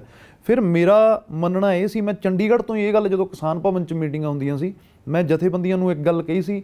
ਉਹ ਕਮੇਟੀ ਫਿਰ ਹੁਣ ਬਣੀ ਆ ਕੇ ਸਾਂਝੀ ਸਾਥ ਦੇ ਵਿੱਚ, ਜਦੋਂ ਅਸੀਂ ਲਾਸਟ ਟਾਈਮ ਗਏ, ਮੈਂ ਉਹਨਾਂ ਨੂੰ ਕਿਹਾ ਸੀ ਕਿ ਤੁਸੀਂ 2-3 ਬੰਦੇ ਆਪਦੇ ਦੇ ਦਿਓ, ਅਸੀਂ ਤੁਹਾਨੂੰ 2-3 ਬੰਦੇ ਆਪਦੇ ਦਿੰਦੇ ਹਾਂ ਨੌਜਵਾਨਾਂ ਵੱਲੋਂ, ਕਿ ਤੁਸੀਂ ਇੱਕ ਕਮੇਟੀ ਬਣਾ ਲਓ ਜਿਸ 'ਚ ਸਾਰੇ ਨੌਜਵਾਨਾਂ ਦੀਆਂ ਕੋਈ ਪ੍ਰੋਬਲਮ ਹੋਵੇ, ਕੋਈ ਉਹਨੂੰ ਸਮੱਸਿਆ ਹੋਵੇ, ਆ ਕੇ ਬੰਦਾ ਇੱਥੇ ਰੱਖ ਸਕਦਾ। ਫੋਰ ਐਗਜ਼ਾਮਪਲ ਤੁਸੀਂ ਕਨਵਰ ਗਰੇਵਾਲ ਲੈ ਜਾਓ ਸਾਡਾ ਨਾਲ, ਲੱਖਾ ਸੁਧਾਣਾ ਲੈ ਜਾਓ ਨਾਲ, ਅਤੇ ਤੁਸੀਂ ਆਪਦੇ 2 ਹਰਮੀਤ ਕਾਦੀਆਂ ਦੇ ਦਿਓ, ਇੱਕ ਨੌਜਵਾਨ ਆਗੂ ਹੋਰ ਦੇ ਦਿਓ। ਇਹਨਾਂ ਦੀ ਇੱਕ ਲਹਿਦੀ ਜਥੇਬੰਦੀ ਕ੍ਰੀਏਟ ਕਰ ਦਿਓ ਕਿ ਇਹ ਇੱਕ ਤਾਲਮੇਲ ਕਮੇਟੀ ਆ। ਕਿਸੇ ਨੂੰ ਕੋਈ ਵੀ ਯੂਥ ਨੂੰ ਕੋਈ ਪ੍ਰੋਬਲਮ ਹੈ, ਆ ਕੇ ਲੱਖੇ ਨੂੰ ਉਹ ਦੱਸੇ ਵੀ ਜਥੇਬੰਦੀਆਂ ਵੱਲੋਂ ਲੱਖਾ ਤੁਹਾਨੂੰ ਰੀਪ੍ਰਜੈਂਟ ਕਰੂਗਾ, ਕਨਵਰ ਤੁਹਾਡੀਆਂ ਗੱਲਾਂ ਸੁਣੂਗਾ। ਤਾਂ ਮੈਨੂੰ ਲੱਗਦਾ ਕੋਈ ਪ੍ਰੋਬਲਮ ਹੀ ਨਹੀਂ ਆਉਣੀ ਚਾਹੀਦੀ। ਉਹ ਚੀਜ਼ ਉਦੋਂ ਉਹਨਾਂ ਨੇ ਘੋਲ ਕੀਤੀ, ਜਦੋਂ ਮੈਂ ਉਹਨਾਂ ਨੂੰ ਕਿਹਾ, ਉਦੋਂ ਉਹਨਾਂ ਨੇ ਸੀਰੀਅਸ ਨਹੀਂ ਲਿਆ ਖੈਰ ਇਸ ਗੱਲ ਨੂੰ ਕਿ ਸਾਡੇ ਕੋਲ ਬਹੁਤ ਤਜਰਬਾ ਹੈ, ਚਲੋ ਮੰਨ ਗਏ। ਪਰ ਹੁਣ ਆ ਕੇ ਉਹ ਕਮੇਟੀ ਬਣਾਉਣੀ ਪਈ ਉਹਨਾਂ ਨੂੰ। ਹੁਣ ਪਿਛਲੇ ਦਿਨਾਂ 'ਚ ਅਸੀਂ ਗਏ, ਬਾਈ ਬੱਬੂ ਮਾਨ ਸਾਹਿਬ, ਕਿਉਂਕਿ ਉਹ ਵੀ ਰਿਅਲਾਈਜ਼ ਕਰਦੇ ਕਿ ਜੇ ਜੋਸ਼ ਨਾਲ ਨਾ ਹੁੰਦਾ ਤਾਂ ਇਹ ਸੰਘਰਸ਼ ਨਾ ਕਾਮਯਾਬ। ਇਸ ਵਾਰ ਉਹਨਾਂ ਨੇ ਕੀਤਾ ਕਿ ਯੂਥ ਤੋਂ ਬਿਨਾਂ ਸਾਡਾ ਗੁਜ਼ਾਰਾ ਨਹੀਂ। ਕਿਉਂਕਿ ਪਿਛਲੇ ਜਿਹੜੇ 3 ਮਹੀਨੇ ਗਏ ਆ, ਜਿੱਥੇ ਮੈਂ ਪਿੰਡਾਂ 'ਚ ਜਾਂਦਾ ਸੀ ਕਿ ਬਾਈ ਦਿੱਲੀ ਚੱਲੀਏ ਧਰਨੇ 'ਤੇ, ਤਾਂ ਪਿੰਡਾਂ ਦੇ ਲੋਕ ਇਹ ਕਹਿਣ ਲੱਗ ਗਏ ਸੀ ਕਿ ਯਾਰ ਪਤਾ ਨਹੀਂ ਮੋਦੀ ਮੰਨੂਗਾ ਕਿ ਨਹੀਂ ਮੰਨੂਗਾ, ਇਹ ਤਾਂ ਹੁਣ ਕੋਈ ਜਥੇਬੰਦੀਆਂ ਵਾਲੇ ਪ੍ਰੋਗਰਾਮ ਨਹੀਂ ਦਿੰਦੇ। ਜਿਹੜੇ ਨਰੋਲ ਪਿੰਡਾਂ ਵਾਲੇ ਆ, ਇੱਕ ਤਾਂ ਕੇਡਰ ਹੋ ਗਿਆ, ਉਹਨਾਂ ਨੇ ਨਹੀਂ ਕਹਿਣਾ। ਕੇਡਰ ਤਾਂ ਬਹੁਤ ਘੱਟ ਹੈ, ਜਿਹੜਾ ਸੰਘਰਸ਼ ਹੈ ਉਹ ਤਾਂ ਸਾਰੇ ਲੋਕਾਂ ਦਾ ਹੀ ਹੈ, ਪੰਜਾਬ ਦਾ, ਕੇਡਰ ਦਾ ਨਹੀਂ ਕਿਸੇ ਜਥੇਬੰਦੀ ਦਾ, ਸਭ ਦਾ ਸੰਘਰਸ਼ ਹੈ। ਉਹ ਲੋਕ ਜਿਹੜੇ ਨਾ ਮੇਰੇ ਨਾਲ ਨੇ ਨਾ ਜਥੇਬੰਦੀ ਨਾਲ ਨੇ, ਉਹਨਾਂ ਲੋਕਾਂ ਨੂੰ ਲੈ ਕੇ ਆਉਣਾ ਸਭ ਤੋਂ ਵੱਡਾ ਟਾਰਗੇਟ ਹੁੰਦਾ। ਉਹ ਲੋਕ ਇਹ ਸਵਾਲ ਕਰਨ ਲੱਗ ਗਏ ਸੀ, ਪਤਾ ਨਹੀਂ ਇੰਨਾ ਲੰਬਾ ਹੋ ਗਿਆ, ਕੋਈ ਪ੍ਰੋਗਰਾਮ ਨਹੀਂ ਜਥੇਬੰਦੀਆਂ ਵਾਲੇ ਦਿੰਦੇ। ਤਾਂ ਅਸੀਂ ਜਾ ਕੇ ਜਥੇਬੰਦੀਆਂ ਕੋਲੇ ਮੈਂ ਇਹ ਗੱਲ ਰੱਖੀ ਕਿ ਸਾਨੂੰ ਕੋਈ ਨਾ ਕੋਈ ਪ੍ਰੋਗਰਾਮ ਦੇਣਾ ਚਾਹੀਦਾ। ਤਾਂ ਫਿਰ ਪਿਛਲੇ 3 ਪ੍ਰੋਗਰਾਮ ਆਏ, ਤਾਂ 3 ਪ੍ਰੋਗਰਾਮਾਂ 'ਚ ਤੁਸੀਂ ਇਹ ਦੇਖੋ, ਚਾਹੇ ਉਹ ਕਾਰਾਂ 'ਤੇ ਝੰਡੀਆਂ ਲਾਉਣੀਆਂ ਸੀ, ਚਾਹੇ ਉਹ ਟੋਲ ਪਲਾਜ਼ਿਆਂ ਦਾ ਮਹਿੰਗਾਈ ਦੇ ਪ੍ਰਤੀ ਪ੍ਰਦਰਸ਼ਨ ਕਰਨਾ ਸੀ, ਚਾਹੇ ਉਹ ਗਵਰਨਰ ਹਾਊਸ 'ਚ ਮੰਗ ਪੱਤਰ ਦੇਣਾ ਸੀ, ਪੂਰਾ ਪੰਜਾਬ ਚੰਡੀਗੜ੍ਹ 'ਚ ਆ ਗਿਆ। ਬਲਕਿ ਅਸੀਂ ਕਾਰਾਂ 'ਤੇ ਝੰਡੀਆਂ ਲਾਉਣੀਆਂ ਸੀ। ਮੋਹਾਲੀ 10,000 ਬੰਦੇ ਦਾ ਇਕੱਠ ਹੋਇਆ ਅਤੇ ਅਸੀਂ ਉੱਥੇ ਇੱਕ ਪੂਰਾ ਮਾਰਚ ਕੀਤਾ ਸਰਕਾਰ ਦੇ ਖਿਲਾਫ ਕਿ ਸਾਨੂੰ ਇਹ ਕਾਨੂੰਨ ਮਨਜ਼ੂਰ ਨਹੀਂ। ਜਿਹੜੀ ਲਹਿਰ ਹੈ ਉਹ 'ਚ ਦੁਬਾਰੇ ਫਿਰ ਸਰਗਰਮੀ ਸ਼ੁਰੂ ਹੋ ਗਈ। ਤਾਂ ਪ੍ਰੋਗਰਾਮ ਬਹੁਤ ਜ਼ਰੂਰੀ ਨੇ। ਇਹ ਚੀਜ਼ਾਂ ਤਾਲਮੇਲ ਦੇ ਹਿਸਾਬ ਨਾਲ ਹੋਣਗੀਆਂ। ਜੇ ਤਾਂ ਸਾਡੀ ਉਹ ਗੱਲ ਸੁਣਨਗੇ ਫਿਰ ਤਾਂ ਅਸੀਂ ਸੁਣਾਵਾਂਗੇ ਅਤੇ ਸਮਝਾਵਾਂਗੇ ਅਤੇ ਉਹ ਅੱਗੇ ਜਾ ਕੇ ਇੰਪਲੀਮੈਂਟ ਕਰਨਗੇ, ਚੀਜ਼ਾਂ 'ਤੇ ਵਰਕ ਕਰਨਗੇ। ਪਰ ਹੁਣ ਜਦੋਂ ਕੋਈ ਸੁਣਨਗੇ ਨਹੀਂ, ਅਤੇ ਮੈਂ ਆਪਦੀ ਮੰਨ ਲਓ ਮੇਰੀ ਗੱਲ ਕਿਸੇ ਨੇ ਨਹੀਂ ਸੁਣੀ, ਤਾਂ ਮੈਂ ਆ ਕੇ ਬਗਾਵਤ ਕਰਤੀ ਮੀਡੀਆ 'ਚ ਕਿ ਮੈਂ ਤਾਂ ਜੀ ਅੱਜ ਤੋਂ ਬਾਅਦ ਐਂ ਜੀ, ਇਹ ਜੀ, ਉਹ ਜੀ, ਫਲਾਣਾ ਜੀ, ਟਮਕਾਣਾ ਜੀ। ਕਿਤੇ ਨਾ ਕਿਤੇ ਇਹ ਚੀਜ਼ਾਂ ਮਾੜੀਆਂ ਨੇ। ਸੰਘਰਸ਼ ਲੰਬਾ ਪੈਣ 'ਚ ਜਥੇਬੰਦੀਆਂ ਦਾ ਜਾਂ ਪੰਜਾਬ ਦੇ ਕਿਸਾਨਾਂ ਦਾ, ਹਰਿਆਣੇ ਦੇ ਕਿਸਾਨਾਂ ਦਾ ਕੋਈ ਰੋਲ ਨਹੀਂ। ਸੰਘਰਸ਼ ਨੂੰ ਲੰਬਾ ਕਰਨ 'ਚ ਸਭ ਤੋਂ ਵੱਡੀ ਜਿਹੜੀ ਜ਼ਿੰਮੇਵਾਰੀ ਆ ਉਹ ਕੇਂਦਰ ਸਰਕਾਰ ਦੀ ਹੈ। ਬਲਕਿ 11 ਵਾਰੀ ਗਏ, ਉਹਨਾਂ ਨੇ ਕੋਈ ਗੱਲ ਹੀ ਨਹੀਂ ਸੁਣੀ। ਪੰਜਾਬ ਦੇ ਲੋਕਾਂ ਨੇ, ਪ੍ਰਵਾਸ 'ਚ ਜਿਹੜੇ ਬੈਠੇ ਆ ਲੋਕਾਂ ਨੇ, ਹਰਿਆਣੇ ਦੇ ਲੋਕਾਂ ਨੇ, ਪੂਰੇ ਭਾਰਤ ਦੇ ਕਿਸਾਨਾਂ ਨੇ ਕੋਈ ਕਮੀ ਨਹੀਂ ਛੱਡੀ। ਜਿਹੜਾ ਫੇਲੀਅਰ ਹੈ ਉਹ ਗਵਰਨਮੈਂਟ ਦਾ, ਕਿਸੇ ਜਥੇਬੰਦੀ ਦਾ ਨਹੀਂ। ਹੁਣ ਕੀ ਹੁੰਦਾ ਕਿ 26 ਤੋਂ ਬਾਅਦ ਬੜਾ ਚੰਗਾ ਮਾੜਾ ਹੁਣ ਇਹ ਹੋਇਆ। ਗੱਲ ਨਿਕਲ ਕੇ ਆ ਰਹੀ ਹੈ 15 ਅਗਸਤ ਨੂੰ ਫਿਰ ਟਰੈਕਟਰ ਰੈਲੀ ਕੀਤੀ ਜਾਏਗੀ ਤੇ ਫਿਰ ਉਹ 26 ਵਾਲੀਆਂ ਗਲਤੀਆਂ ਦੁਹਰਾਈਆਂ ਨਹੀਂ ਜਾ ਸਕਦੀਆਂ। ਦੇਖੋ ਹੋਣੀਆਂ ਤਾਂ ਨਹੀਂ ਚਾਹੀਦੀਆਂ। ਮੈਂ ਤਾਂ ਦੇਖੋ, ਤੁਸੀਂ ਆਪਾਂ ਦਫ਼ਤਰ 'ਚ ਬੈਠੇ ਵੀ ਇਹ ਗੱਲ ਕਰ ਰਹੇ ਸੀ ਕਿ 26 ਜਨਵਰੀ ਹੀ ਕਿਉਂ। ਇਹ ਗੱਲ ਮੈਂ ਵੀ ਪਹਿਲਾਂ 26 ਨੂੰ ਕੀਤੀ ਸੀ ਕਿ 26 ਜਨਵਰੀ ਹੀ ਕਿਉਂ, ਤੁਸੀਂ 25 ਰੱਖ ਲਓ। ਹੁਣ ਵੀ ਆਪਾਂ ਇਹ ਗੱਲ ਕਰਦੇ ਸੀ ਤੁਸੀਂ 14 ਰੱਖ ਲਓ, ਤੁਸੀਂ 15 ਰੱਖ ਲਓ। ਜਦੋਂ ਤੁਸੀਂ 15 ਅਗਸਤ ਨੂੰ ਕਰਦੇ ਹੋ ਤਾਂ ਸਿੱਧੇ ਤੌਰ ਤੇ ਪੂਰਾ ਦੇਸ਼, ਜਿਹੜੇ ਕੱਟੜਪੰਥੀ ਸੋਚ ਦੇ ਲੋਕ ਵੀ ਆ, ਜਿਹੜੇ ਅਸੀਂ ਵੀ ਚਲੋ ਦੇਸ਼ ਨੂੰ ਪਿਆਰ ਕਰਦੇ ਹਾਂ, ਪਰ ਉਹ ਸਵਾਲ ਖੜਾ ਕਰ ਦਿੰਦੇ ਕਿ ਤੁਸੀਂ ਇੱਕ ਦੇਸ਼ ਦਾ ਪ੍ਰੋਗਰਾਮ ਖਰਾਬ ਕਰ ਰਹੇ ਹੋ। 26 ਜਨਵਰੀ ਤੁਸੀਂ ਸਾਡੇ ਦੇਸ਼ ਦੀ ਹੈ ਤਾਂ ਤੁਸੀਂ 25 ਰੱਖ ਸਕਦੇ ਹੋ। ਬਲਕਿ ਤੁਸੀਂ ਪਿੱਛੇ, ਸਾਨੂੰ ਪਤਾ ਹੈ ਕਿ 26 ਨੂੰ ਕੀ ਕੁਝ ਹੋਇਆ ਤੇ ਹੁਣ ਤੱਕ ਅਸੀਂ ਉਹਦਾ ਖਮਿਆਜਾ ਭੁਗਤ ਰਹੇ ਹਾਂ। ਪ੍ਰੋਗਰਾਮ ਤਾਂ ਕਰਨੇ ਪੈਣਗੇ, ਵੱਡੇ ਵੀ ਕਰਨੇ ਪੈਣਗੇ, ਡਰਾਉਣਾ ਵੀ ਪਊਗਾ, ਅੱਖਾਂ ਵੀ ਦਿਖਾਉਣੀਆਂ ਪੈਣਗੀਆਂ, ਪਰ ਇਹ ਹੈ ਕਿ ਉਹਦੀ ਮਰਿਆਦਾ ਕੀ ਹੈ, ਉਹਦਾ ਤੁਹਾਡੇ ਕੋਲ ਮੈਪ ਕੀ ਹੈ। ਜਿਵੇਂ ਹੁਣ ਸੰਸਦ ਲਾਈ ਹੈ, 200 ਬੰਦਾ ਗਿਆ, ਕਈ ਲੋਕਾਂ ਨੇ ਇਹਦੇ ਤੇ ਇਤਰਾਜ਼ ਕੀਤਾ ਕਿ 200 ਬੰਦੇ ਨਾਲ ਕੀ ਫਰਕ ਪੈਂਦਾ, ਪਰ ਸਾਨੂੰ ਫਰਕ ਪੈਂਦਾ ਨਹੀਂ ਪੈਂਦਾ ਇਹ ਮੈਟਰ ਨਹੀਂ ਕਰਦਾ। ਸਾਨੂੰ ਨੈਸ਼ਨਲ ਮੀਡੀਆ, ਦੁਨੀਆ ਸਾਹਮਣੇ ਸਾਡੀ ਗੱਲ ਜਾਣੀ ਚਾਹੀਦੀ ਆ। ਉਹ ਕਵਰ ਕੀਤਾ ਸਾਰਿਆਂ ਨੇ, ਜਦੋਂ ਬੀਬੀਆਂ ਨੇ ਸੰਸਦ ਚਲਾਈ, ਜਦੋਂ ਕਿਸਾਨਾਂ ਨੇ ਸੰਸਦ ਚਲਾਈ। ਇੱਕ ਨਿਊਜ਼ ਬਣਦੀ ਹੈ ਕਿ ਜਦੋਂ ਜਿਹੜੀਆਂ ਆਪੋਜੀਸ਼ਨ ਪਾਰਟੀਆਂ ਨੇ, ਉਹਨੂੰ ਇੱਕ ਵਿਪ ਜਾਰੀ ਕਰ ਦਿੱਤਾ ਜਾਂਦਾ ਕਿ ਤੁਸੀਂ ਅੱਜ ਕਿਸਾਨਾਂ ਦੀ ਗੱਲ ਸੰਸਦ 'ਚ ਰੱਖੋ। ਤੁਸੀਂ ਕਹਿੰਦੇ ਹੋ ਕਿ ਅਸੀਂ ਚੁਣ ਕੇ ਤੁਹਾਨੂੰ ਭੇਜਿਆ, ਅੱਜ ਸਾਨੂੰ ਤੁਹਾਡੀ ਲੋੜ ਹੈ, ਤੁਸੀਂ ਇਹ ਗੱਲ ਜਾ ਕੇ ਸੰਸਦ 'ਚ ਰੱਖੋ ਕਿ ਕਿਸਾਨਾਂ ਦੇ ਮਸਲੇ ਪਹਿਲਾਂ ਹੱਲ ਕਰੋ। ਪਾਸੇ ਅਸੀਂ ਕਹਿੰਦੇ ਹਾਂ ਕਿ ਸਾਨੂੰ ਸਿਆਸਤ ਦੀ ਲੋੜ ਹੈਗੀ ਹੈ, ਦੂਜੇ ਪਾਸੇ ਕਿਸਾਨ ਕਹਿੰਦੇ ਆ ਅਸੀਂ ਆਪ ਸਿਆਸਤ ਵਿੱਚ ਨਹੀਂ ਆਉਣਾ ਚਾਹਾਂਗੇ।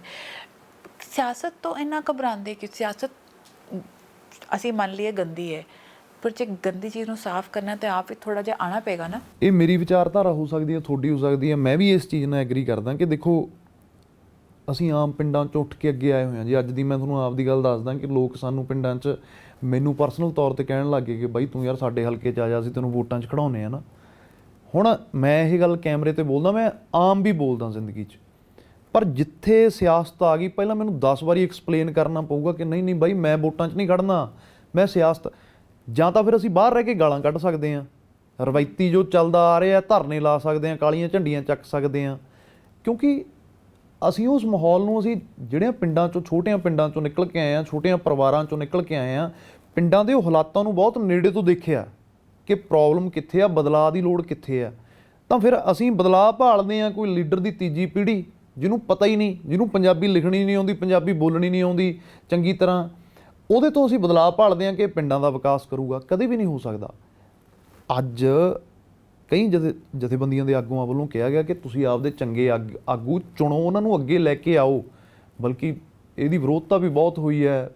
ਮੋਰਚੇ ਨੇ ਕਿਹਾ ਕਿ ਸਾਡਾ ਇਲੈਕਸ਼ਨ ਦਾ ਕੋਈ ਫੰਡਾ ਨਹੀਂ, ਇਲੈਕਸ਼ਨ ਦਾ ਕੋਈ ਫੰਡਾ ਨਹੀਂ, ਪਰ ਇਹ ਮੁੱਦਾ ਹੱਲ ਹੋ ਜਾਂਦਾ। ਠੀਕ ਹੈ, ਜਥੇਬੰਦੀਆਂ ਨੇ ਇਲੈਕਸ਼ਨ ਨਹੀਂ ਲੜਨੀ, ਨਾ ਲੜਨ, ਪਰ ਉਹ ਇਹ ਤਾਂ ਕਹਿ ਸਕਦੇ ਆ ਕਿ ਜਿਹੜੇ ਚੰਗੇ ਆਗੂ ਹੈ, ਜਿਹੜੇ ਇਸ ਸੰਘਰਸ਼ ਦੇ ਵਿੱਚ, ਜਿਹੜੇ ਨੌਜਵਾਨਾਂ ਨੇ ਸਾਲ ਮਿਹਨਤ ਕੀਤੀ ਹੈ, ਜਿਹੜੇ ਸੌਹਾਂ ਪਾ ਕੇ ਦਿੱਲੀ ਦੀਆਂ ਸਰਹੱਦਾਂ ਤੇ ਬੈਠੇ ਹੈ ਕਿ ਜਾਂ ਜਿੱਤ ਕੇ ਜਾਵਾਂਗੇ ਜਾਂ ਜਾਂਦੇ ਨਹੀਂ।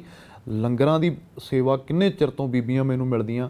ਤਾਂ ਸਾਨੂੰ ਆਗੂ ਚਾਹੀਦੇ ਹੁੰਦੇ ਆ, ਚੰਗੇ ਲੋਕ ਚਾਹੀਦੇ, ਜਿਹੜੇ ਚੰਗੇ ਸਮਾਜ ਦੀ ਨੌਜਵਾਨਾਂ ਨੂੰ ਸਿਰਜਣਾ ਸਪੋਰਟ ਕਰਨ। ਕਰਨਾ ਚਾਹੀਦਾ ਹੈਗਾ। ਤਾਂ ਬਹੁਤ ਨੌਜਵਾਨ ਨੇ ਜਿਹੜੇ ਇਸ ਸੰਘਰਸ਼ ਦੇ ਵਿੱਚ ਨਿਕਲ ਕੇ ਆਏ ਹੈ। ਜਥੇਬੰਦੀਆਂ ਨੂੰ ਚਾਹੀਦਾ ਕਿ ਜੇ ਉਹ ਆਪਦੇ ਹਲਕੇ 'ਚ ਆਪਦੀ ਨੁਮਾਇੰਦਗੀ ਦਰਜ ਕਰਾਉਂਦੇ ਆ ਤਾਂ ਤੁਸੀਂ ਉਹਨਾਂ ਦੀ ਸਪੋਰਟ ਕਰੋ। ਜਸਟ ਤੁਸੀਂ ਗਾਣਾ ਸ਼ੁਰੂ ਕੀਤਾ, ਤੁਸੀਂ ਆਪ ਦੱਸ ਰਹੇ ਸੀ ਕਿ ਤੁਹਾਡੇ ਪਰਿਵਾਰ ਨੂੰ ਪਸੰਦ ਨਹੀਂ ਸੀਗਾ। ਅੱਜ ਸਿਆਸਤ ਪਸੰਦ ਨਹੀਂ ਹੈ, ਪਰ ਜਿਸ ਗੀਤ ਗਾਣ ਲਈ ਬਗਾਵਤ ਕੀਤੀ ਤਾਂ ਸਿਆਸਤ ਲਈ ਨਹੀਂ ਕਰੋਗੇ? ਦੇਖੋ, ਸਿਆਸਤ 'ਚ ਆਉਣ ਦੀ ਲੋੜ, ਪਹਿਲੀ ਤਾਂ ਗੱਲ ਇਹ ਹੈ ਵੀ ਸਿਆਸਤ ਮੇਰਾ ਸ਼ੁਰੂ ਤੋਂ ਹੀ ਸਬਜੈਕਟ ਰਿਹਾ। ਬਚਪਨ ਤੋਂ ਮੈਨੂੰ, ਮਤਲਬ ਛੋਟੇ ਹੁੰਦੇ ਨੂੰ ਵੀ ਪਤਾ ਸੀ ਕਿ ਯੂਪੀ 'ਚ ਕਿਹਦੀ ਸਰਕਾਰ ਹੈ, ਪੰਜਾਬ 'ਚ ਕਿਹਦੀ ਹੈ, ਹਰਿਆਣੇ 'ਚ ਕਿਹਦੀ ਹੈ। ਇਹ ਇੱਕ ਤੁਹਾਡਾ ਜਿਵੇਂ ਗਾਇਕੀ ਸ਼ੌਂਕ ਹੈ, ਇਹ ਵੀ ਇੱਕ ਤੁਹਾਡਾ ਇੱਕ ਚਿਣਕ ਹੁੰਦੀ ਆ ਅੰਦਰੋਂ, ਅਖਬਾਰ ਪੜ੍ਹਨਾ ਜਾਂ ਕਿਤਾਬਾਂ ਪੜ੍ਹਨੀਆਂ। ਤਾਂ ਪਰਿਵਾਰ ਹਮੇਸ਼ਾ ਤੋਂ, ਜਿਵੇਂ ਸਾਡੇ ਘਰ ਦਾ ਥੋੜ੍ਹਾ ਜਿਹਾ ਡਿਸਿਪਲਿਨ ਵਾਲਾ ਮਾਹੌਲ ਹੈ, ਚਾਹੁੰਦਾ ਕਿ ਸਮਾਜ 'ਚ ਬਦਲਾਅ ਆਵੇ। ਗਾਇਕੀ ਨੂੰ ਉਹ ਥੋੜ੍ਹਾ ਜਿਹਾ ਹੋਰ ਨਜ਼ਰੀਏ ਨਾਲ ਦੇਖਦੇ ਸੀ। ਸਿਆਸਤ ਵਿੱਚ ਦੇਖ ਸਕਦੇ ਹਾਂ ਤੁਹਾਨੂੰ ਕਦੇ? ਮੈਨੂੰ ਜੇ ਲੋੜ ਪਈ ਤਾਂ ਮੈਨੂੰ ਇਹ ਕਹਿਣ ਦੀ ਕੋਈ ਇੱਥੇ ਹਰਜ ਨਹੀਂ, ਕੋਈ ਕੋਈ ਕਿੰਤੂ ਪਰੰਤੂ ਕਰੂਗਾ ਤਾਂ ਕਰੀ ਜਾਵੇ। ਜੇ ਬਦਲਾਅ ਲਈ ਸਿਆਸਤ, ਦੇਖੋ ਮੈਂ ਤਾਂ ਇੱਕ ਉਹ ਪ੍ਰੋਫੈਸ਼ਨ ਛੱਡ ਕੇ ਆਊਂਗਾ ਆਪਣਾ, ਚਲੋ ਛੱਡੂੰਗਾ ਤਾਂ ਨਹੀਂ, ਖੈਰ ਜੇ ਮੈਂ ਸਿਆਸਤ 'ਚ ਵੀ ਆ ਗਿਆ ਤਾਂ ਫਿਲਮਾਂ ਤਾਂ ਮੇਰੀਆਂ ਜਾਂ ਗਾਇਕੀ ਆ ਜਿਹੜੀ ਉਹ ਜਾਰੀ ਰਹੂਗੀ, ਕਿਉਂਕਿ ਇਹ ਮੇਰੀ ਰੂਹ ਹੈ, ਇਹ ਪਹਿਲੀ ਪ੍ਰਾਇੋਰਟੀ 'ਤੇ ਹੀ ਰਹੂਗੀ। ਪਰ ਜੇ ਮੇਰੇ ਕਰਕੇ ਕਿਸੇ ਹਲਕੇ 'ਚ ਬਦਲਾਅ ਆ ਸਕਦਾ ਹੈ, ਜੇ ਲੋਕਾਂ ਨੂੰ ਲੱਗਦਾ ਕਿ ਮੈਂ ਕੁਝ ਬਦਲ ਸਕਦਾ ਤੇ ਮੇਰੀ ਉੱਦਾਂ ਦੀ ਭਾਵਨਾ ਵੀ ਹੈਗੀ ਆ, ਸਮਾਜ ਬਦਲਣਾ ਚਾਹੀਦਾ, ਤਾਂ ਡੈਫੀਨੇਟਲੀ ਆਉਣ ਵਾਲੇ ਦਿਨਾਂ 'ਚ ਜੇ ਇੱਦਾਂ ਦਾ ਕੁਝ ਹੋਇਆ ਤਾਂ ਜ਼ਰੂਰ। ਔਰ ਜਦ ਤੁਹਾਡੇ ਆਸ-ਪਾਸ ਦੇ ਨੌਜਵਾਨ ਕੋਈ ਆਉਣਾ ਚਾਹੁਣ, ਤੁਸੀਂ ਸਪੋਰਟ ਕਰੋਗੇ? ਮੈਂ ਤਾਂ ਹੁਣ ਵੀ ਇਹ ਗੱਲ ਚਾਹੁੰਦਾ, ਮੈਂ ਉਹੀ ਗੱਲ ਕਹੀ ਆ ਕਿ ਸੰਯੁਕਤ ਮੋਰਚੇ ਨੂੰ ਇਹ ਗੱਲ ਚਾਹੀਦੀ ਹੈ ਕਿ ਜਿਹੜੇ ਨੌਜਵਾਨ ਆਗੂ ਪਿੰਡਾਂ 'ਚ ਮਿਹਨਤ ਕਰਦੇ ਆ, ਫਿਰ ਅਸੀਂ ਉਹ ਅੱਜ ਬਾਈਕਾਟ ਕੀਤਾ ਨਾ ਕਿ ਰਵਾਇਤੀ ਪਾਰਟੀਆਂ ਨੂੰ ਪਿੰਡਾਂ 'ਚ ਨਹੀਂ ਵੜਨ ਦੇਣਾ, ਇਹਨਾਂ ਮਤੇ ਪਾ ਦਿਓ ਕਿ ਲੀਡਰ ਪਿੰਡਾਂ 'ਚ ਨਹੀਂ ਆਉਣੇ ਚਾਹੀਦੇ।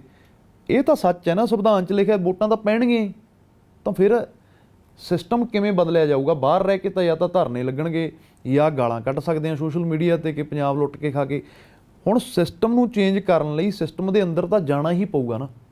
ਪਰ ਇੱਥੇ ਲੋਕਾਂ ਨੂੰ ਡਰ ਹੀ ਲੱਗਦਾ ਕਿ ਯਾਰ ਇੱਕ ਬੰਦੇ ਨਾਲ ਕੀ ਹੋ ਜਾਊਗਾ, ਤਾਂ ਫਿਰ ਜੇ ਜਦ ਤੱਕ ਅਸੀਂ ਇਹ ਸੋਚੀ ਜਾਵਾਂਗੇ ਕਿ ਇੱਕ ਬੰਦੇ ਨਾਲ ਕੀ ਹੋ ਜਾਊਗਾ, ਫਿਰ ਤਾਂ ਕਦੇ ਵੀ ਸ਼ੁਰੂ ਹੀ ਨਹੀਂ ਹੋ ਸਕਾਂਗੇ। ਇੱਕ ਬੰਦੇ ਆ, ਦੇਖੋ ਕਰਤਾਰ ਸਿੰਘ ਸਰਾਭੇ ਨੂੰ ਕੀ ਲੋੜ ਸੀ, ਉਹ ਜੱਦੀ ਪੁਸ਼ਤੀ ਸਰਦਾਰਾਂ ਦਾ ਮੁੰਡਾ ਸੀ, ਉਹਨਾਂ ਵੇਲਿਆਂ 'ਚ ਅਮਰੀਕਾ 'ਚ ਪੜ੍ਹਦਾ ਸੀਗਾ, ਜੇ ਉਹਨੂੰ ਲੱਗਿਆ ਕਿ ਸਾਡਾ ਦੇਸ਼ ਗੁਲਾਮ ਹੈ, ਅਸੀਂ ਗੁਲਾਮ ਨਹੀਂ ਰਹਿਣਾ, ਤਾਂ ਉਹ ਆਇਆ ਨਾ।